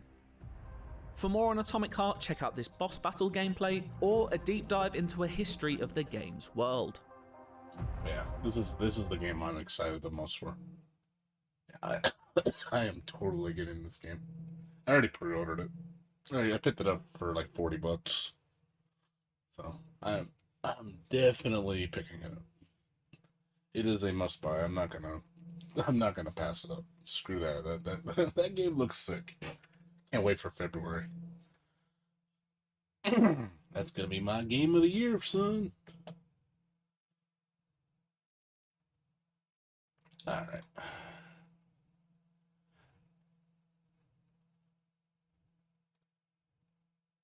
That's about it as far as other games. Like, there was a couple other games. Like, of course, all the horror games. Man, there's so many good horror games coming out next year. God, there's like 7 of them I want to play. Horror game. This is like, it's a smorgasbord for horror games. Jesus God, there's so many good horror games. Oh, you got back into Genshin? Oh man, no. Why? Why? I'm so sorry. Yeah, I'm done with that shit. I'm never coming back. I watched a recent video of somebody playing it, and he did the same thing happened to me. He quit. He was like, "Yeah, I'm done with this game." I'm like, "Yeah." I was like, "No, don't go back. Stay away." Sorry, man. If you want to play, go ahead. But no, don't do it. Why you do it? Why you do it? Why you don't do it, man? Stay away from that game, the devil.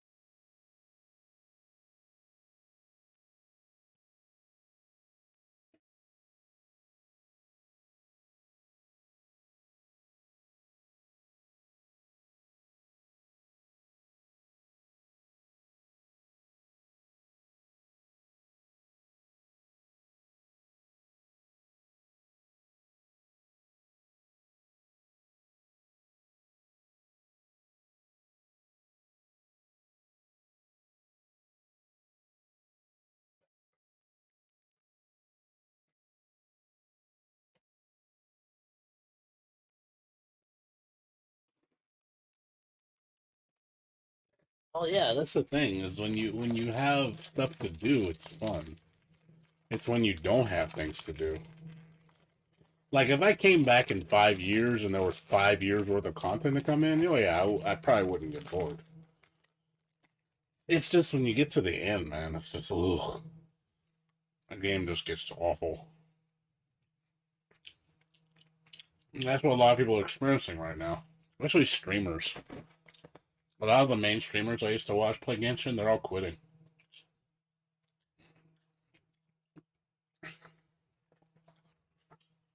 Like I know one I used to watch. His name was Mtash. He had like I think 500,000 followers or something. He barely plays Genshin anymore. And there was another guy, Tectone, I think his name. And Tectone, he was like a big streamer for Genshin, and he's at that point right now too. He's like, I'm not, and he said the same thing I said. He goes, I'm tired of playing this game and pretending that I'm liking it. That's what he said. It's his literal words. I said, I don't want to feel like I'm playing a game and I'm not enjoying it, and I'm tired of pretending and I'm liking it. I'm like, good for you, man. And I told him, I was like, dude, like, hell yeah, dude.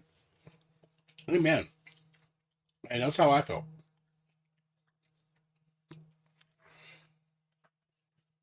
You know, he just felt like, I'm just playing this because I feel like I'm obligated to do it. And that's what sucked. There was no joy.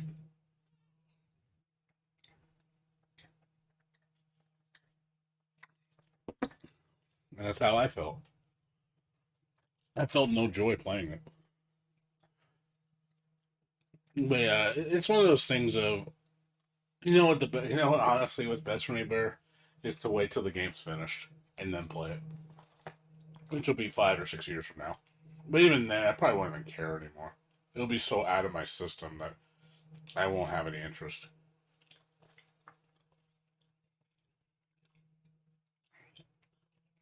What's up, Sora? How you doing? Well, no, if you want to play as Cox, go for it, dude. I understand. I hope you don't. I hope you don't experience the same like dread I did with that game because I hate. Like I had Final Fantasy 11 vibes. Yeah, he is kind of annoying. I'm not gonna lie, but at least he said something honest, about that statement because that's the same statement I use. I'm tired of pretending I'm liking it and I'm not.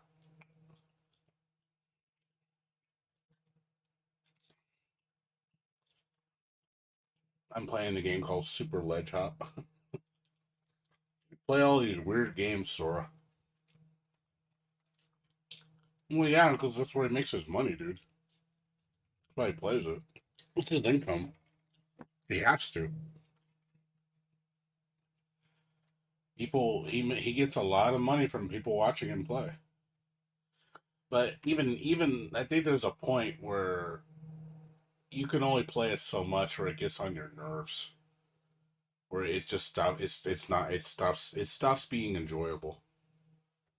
There's a point where you get to that point, and you're just like, even if you're playing it for money, man, it's just not fun to do.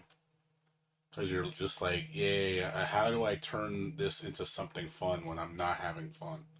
That's the thing, and I can imagine how frustrating that is. Oh, you got it from a friend? Oh, that's cool.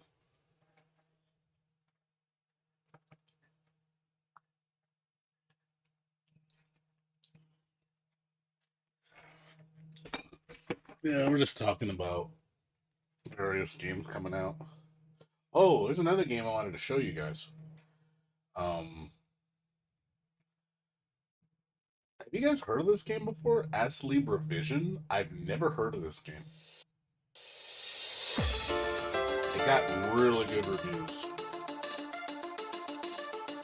And I was like, whoa, this game looks kind of cool. Wandering soul, lost in time. I'm gonna pick this game up.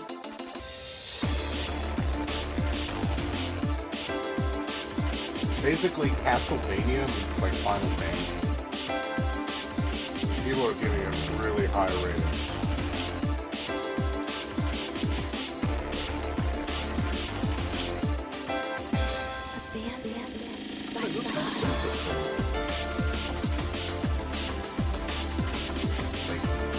I like Castlevania.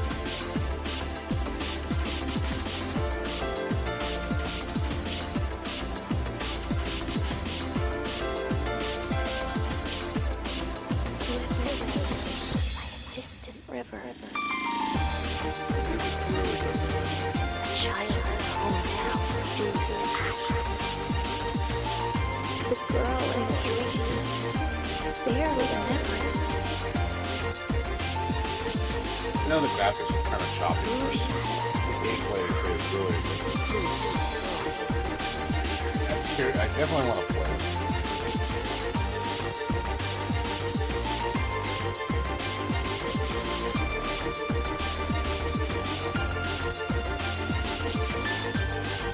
The road between past and future is paved with flowers, bones.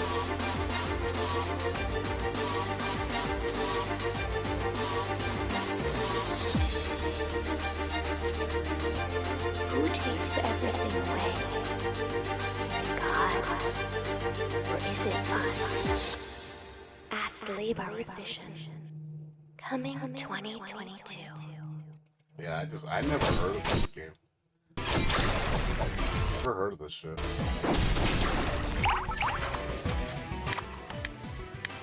Man, it looks like Castlevania, dude. I was like, dude, this looks sick.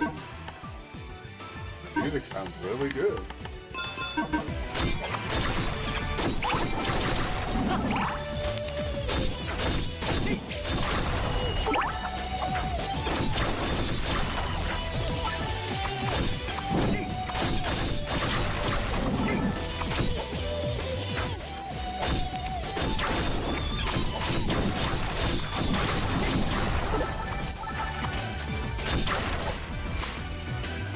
Looks interesting. I like what I see. It's like, this might be fun. Like, They also say the levels are not repetitive. Like, there's so many enemy designs in this game that it doesn't get repetitive. There's like tons of this game's 20 something hours long. I'm like, how the fuck do you make a Castlevania game 20 hours long? Like how? Like, how is that even possible? Like, Castlevania games are not that long. Yeah, but it's like, they say it's like 25-hour campaign. I'm just like, that's fucking crazy. Yeah, it's called Ask Libra Revision. But yeah, like overwhelmingly positive on the reviews. I was like, and I did. This game came completely under the radar. Like, that's why I was just so surprised with it. I was like, why is nobody talking about this? Nobody said anything about this game. It just came out of nowhere. That's why I was like, wow, I'm surprised I didn't hear about this. Usually I hear about these weird games. Yeah, I didn't hear anybody talking about it. So this looks fun. I think I'm gonna try this out. So yeah, I like the animations. I like the enemy designs look really good. I love the music. The music sounds hype. And it has a really expansive inventory system. Like, there's so many items. Like, holy shit. It's like, man, it must be a lot to do in this game. Like, you must not get bored. So, definitely want to check it out, though. So, yeah, another game. Like I said, finding all these weird games, man.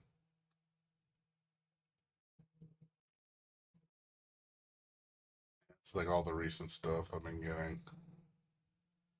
River City Girls 2 is next week. And Bendy and the Dark Revival got a sequel to Bendy.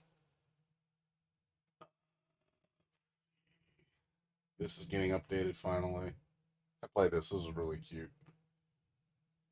4 Scars Above is a game I'm looking forward to.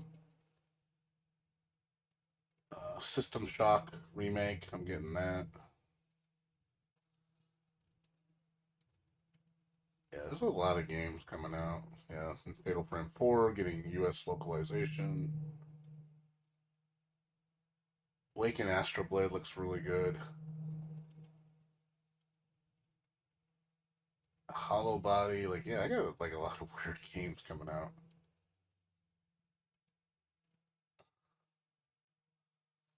So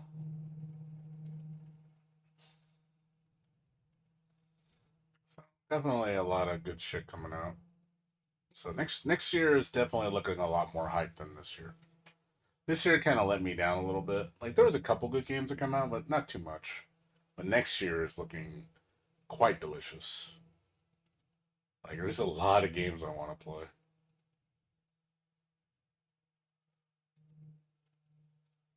Oh yeah, there's another game. If you want to play, if you like horror games, I showed this before. Get this game. This game is fucking good. I beat this game already, and man, this is a good horror game. It's made by some Chinese company. I don't even know who these people are. But yeah, this game, like, came out of nowhere, too. Like, and it got so much, like, praise. It feels like Resident Evil, but, you know, PlayStation 1 type graphics. But it has, like, the anime aesthetic.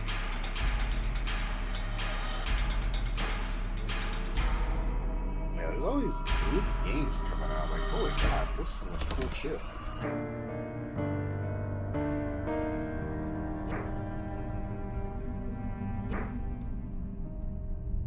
And definitely recommend. And they're all, like, overwhelmingly positive. Like, it's just like, holy shit, what are these games? Like, they're just coming out of nowhere, dude. Amazing gems. And of course, Proteus. You guys see me play this. Saw me play this too. I don't know, some of you guys saw me play this. This game's fun. This game was really fucking good.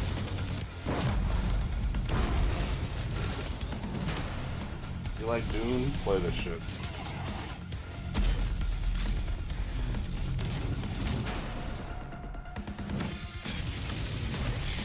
Yeah, I think I'm probably gonna play this again another time. Like, I really enjoyed this game. The combat's so fucking good.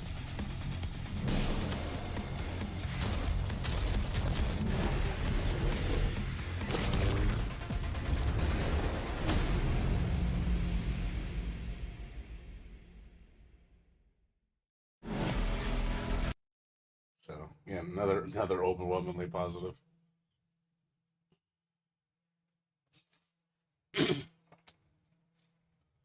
So at least you know there's a lot of good games that are out, so you can't be bored. And they're not expensive.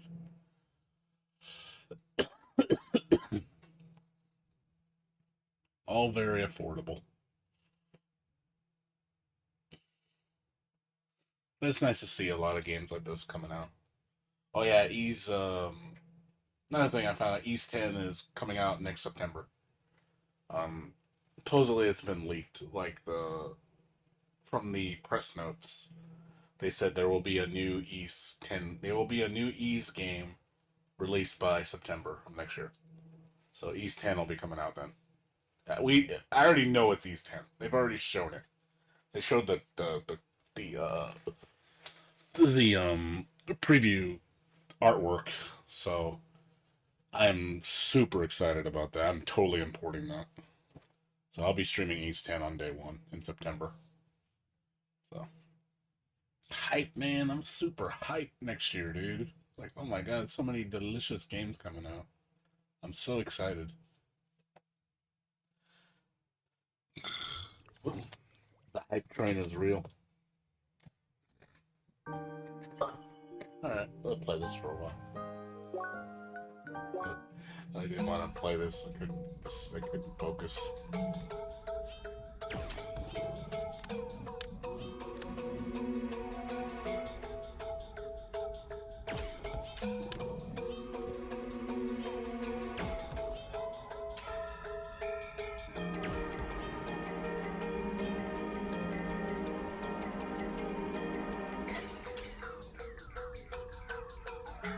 No, I mean, it has some upgrades. It has, I think there's exclusive costumes in that version. It has all the stuff in the PC version for the most part. But it's basically a re-release. The PS4 version, it just has a little extra costume, that's all. It has all the DLC included. It's like, most of it is just like stuff you don't really need. So it's good for people that have never played it on PS4, because the PS4 version is hard to get. PS4 version is really expensive because they stopped production on it. It gives people that never played it before a chance to get it.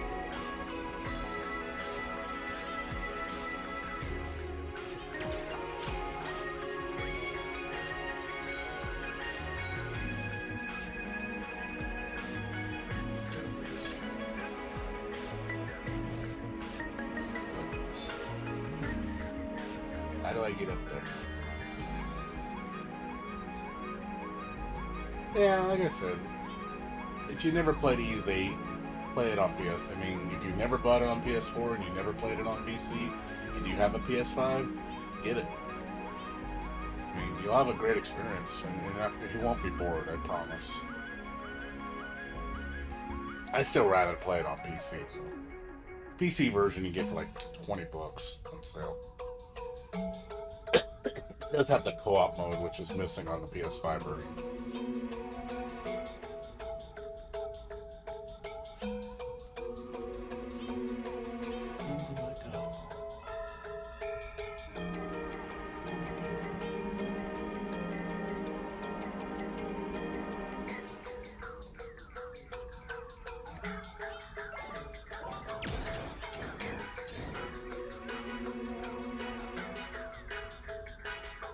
Oh, wait. Oh, wait.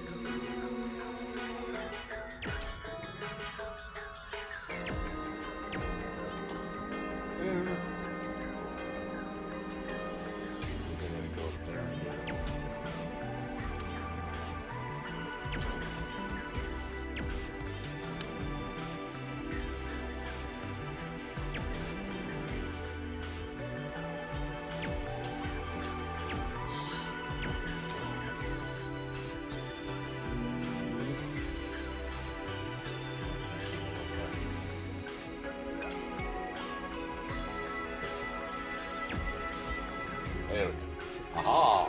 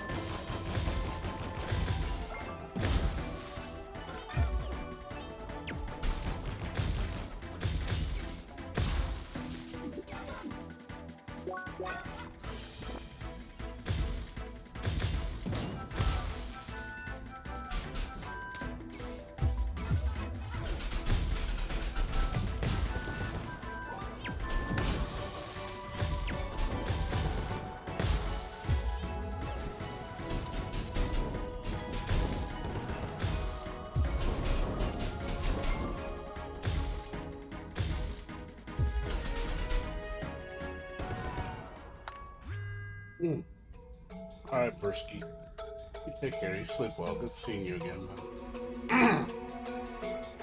I'll be up another 3 hours. I'm gonna go sleep. I gotta meet up with my friend tomorrow. He's gonna pick up my Steam Deck from me at like 2 o'clock. I told him I sell it to him because I'm not even using it. I just have it. Just because.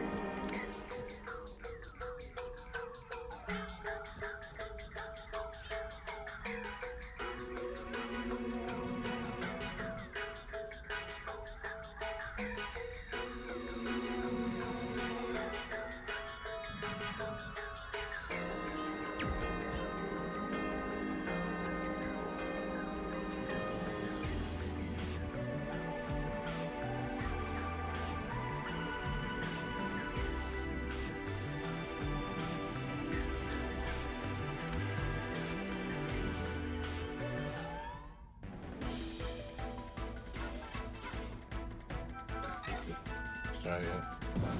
I mean, it's cool. I mean, it's a nice handheld. I mean, it's definitely the best for the money. It's a nice little device. It's useless for me. I don't play games on the go. Like, when I'm out doing stuff, I don't play games. I take care of business when I'm outside. And I'm just not a handheld person. I used to be, not anymore. When it's time for me to play games, is when I'm ready to settle down. I don't want to be bothered.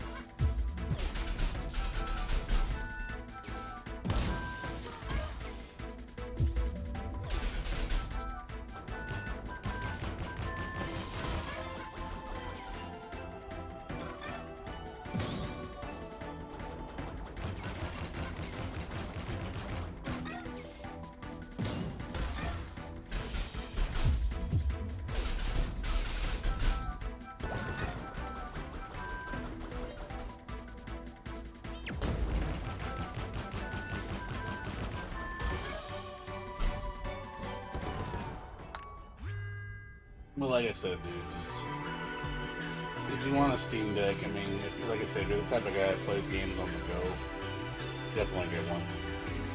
Can't beat the value. You know, it's pretty insane how much this Steam Deck can do for $400. Can't build a computer as nice as that thing. So, and it's portable. It's a nice little device. I'll give it credit.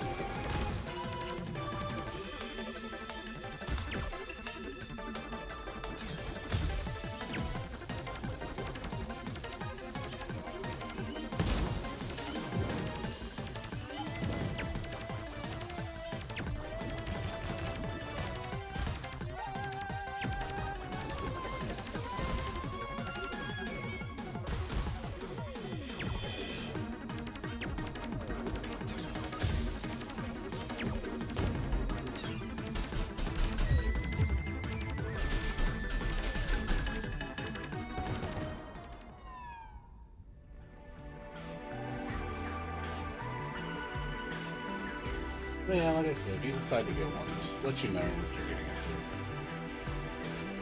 It's a good system, but it depends on what you're gonna use it for. So if you have if you game at home, no reason. It's completely pointless. If you're tight on money and you need a computer, but you need something also on the go, or you like to play games on the go, then the Steam Deck is perfect. It just really depends what you're gonna use it for.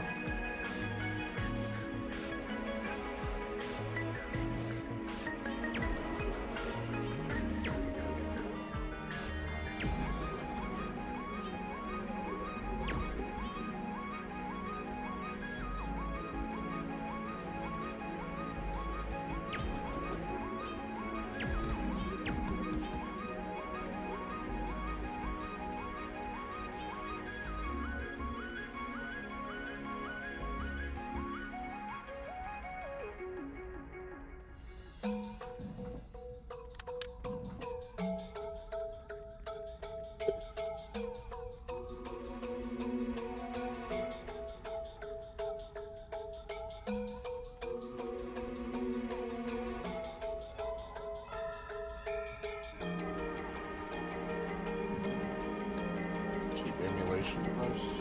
Good. Like I said, I don't know, like I said, do you need a Steam Deck? Do you play on the go all the time?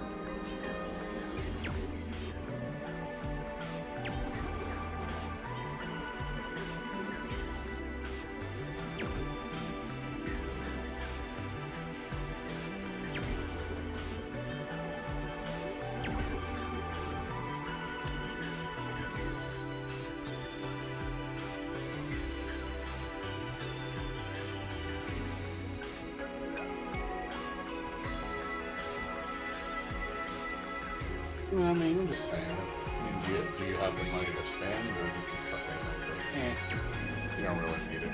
It's one of those, that's the way I see it.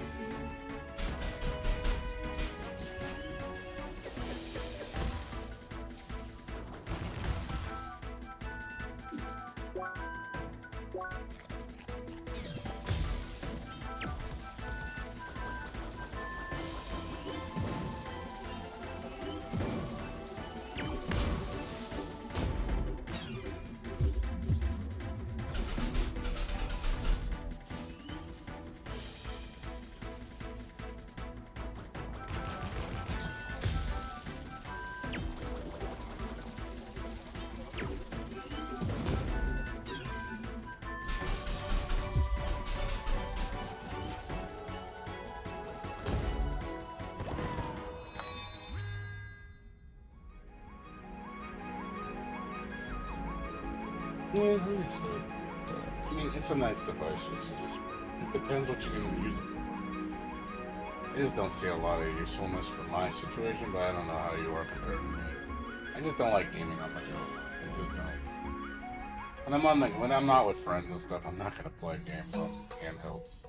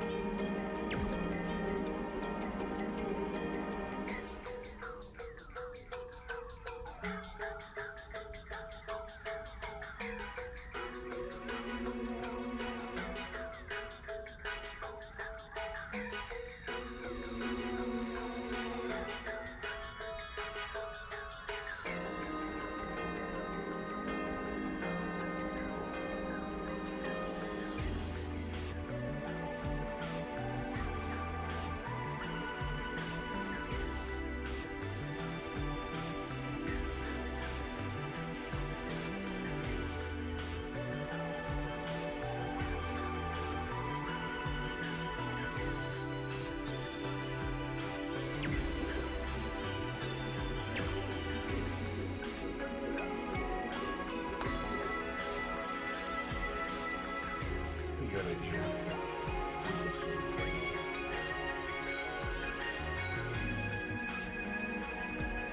Oh, it's fine. Listen.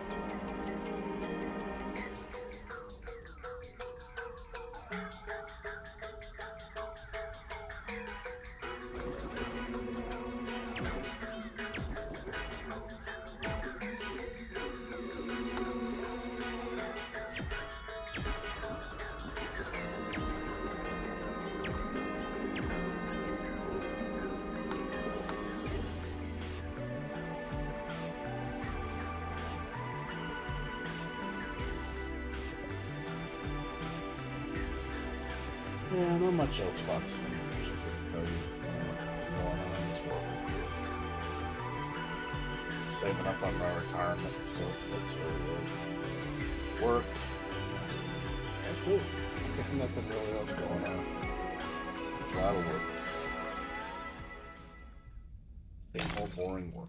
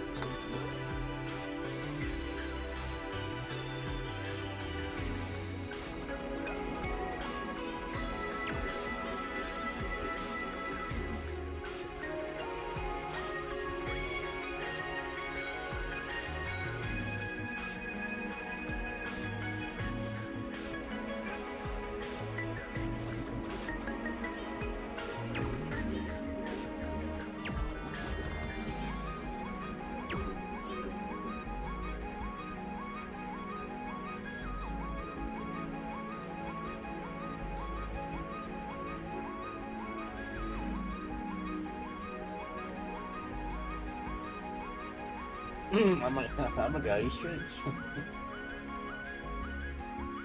just a guy who streams, nothing more, nothing major. How you doing?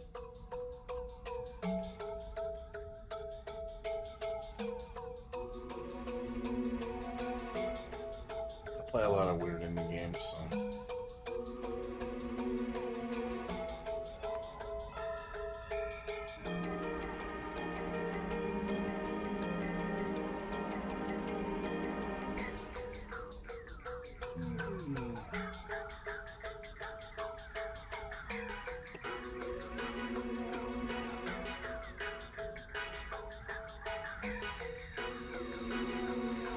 It's called CrossCode. It's an action RPG. Came out a few years ago. It was finished like last year. They did the final update. I'm just playing it again because I haven't played it. I haven't played all the DLC yet. So. It's a good game though. A lot of puzzle solving. So, the game makes you think a lot.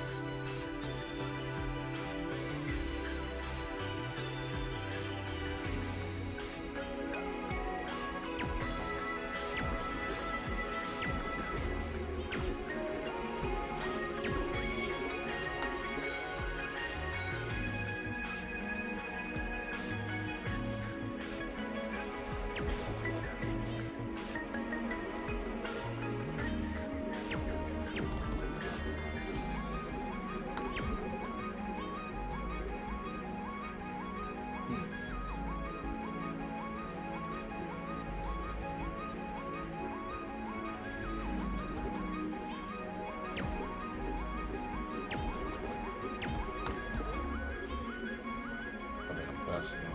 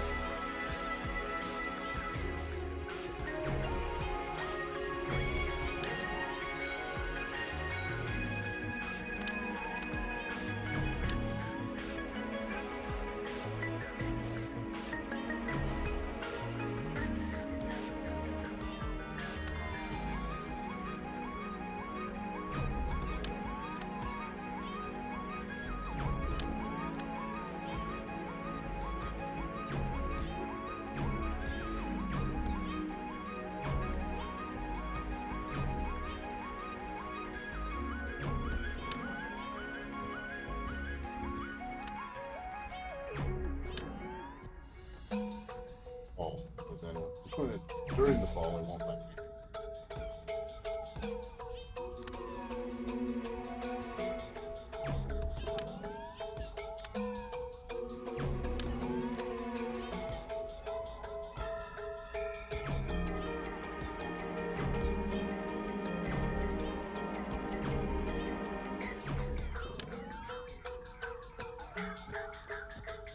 Oh, let me ricochet the ball for some reason.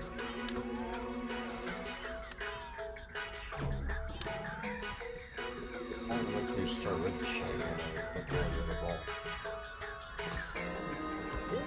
That should be the case. Ricochet there. Ricochet.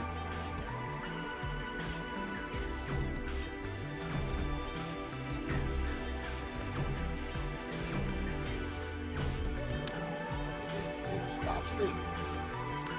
It's really weird. I don't think it's supposed to do that. It really stops my shot. It doesn't stop it up here, but it stops it there for some reason. Down there for some reason.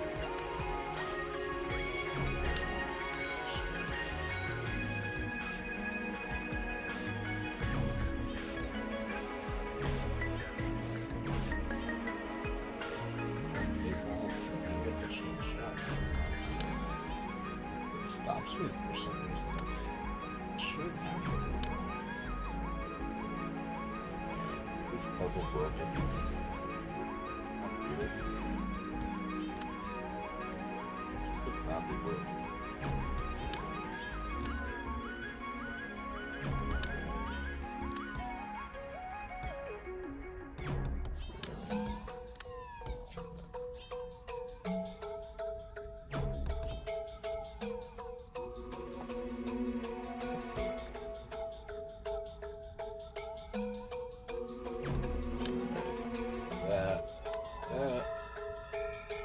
Here,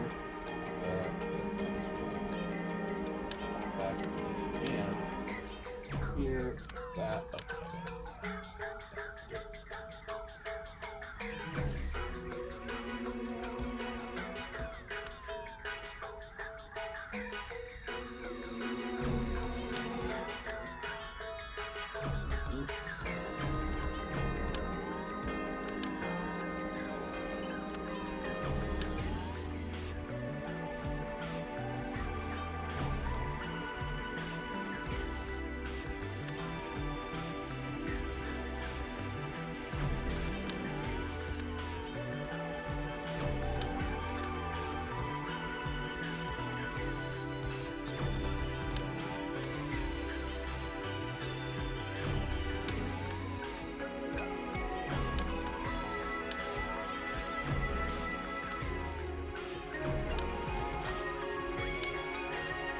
And it goes faster. Oh, you son of a bitch. Of course, you don't do this. Don't slow down. Keep it go faster. Son of a bitch.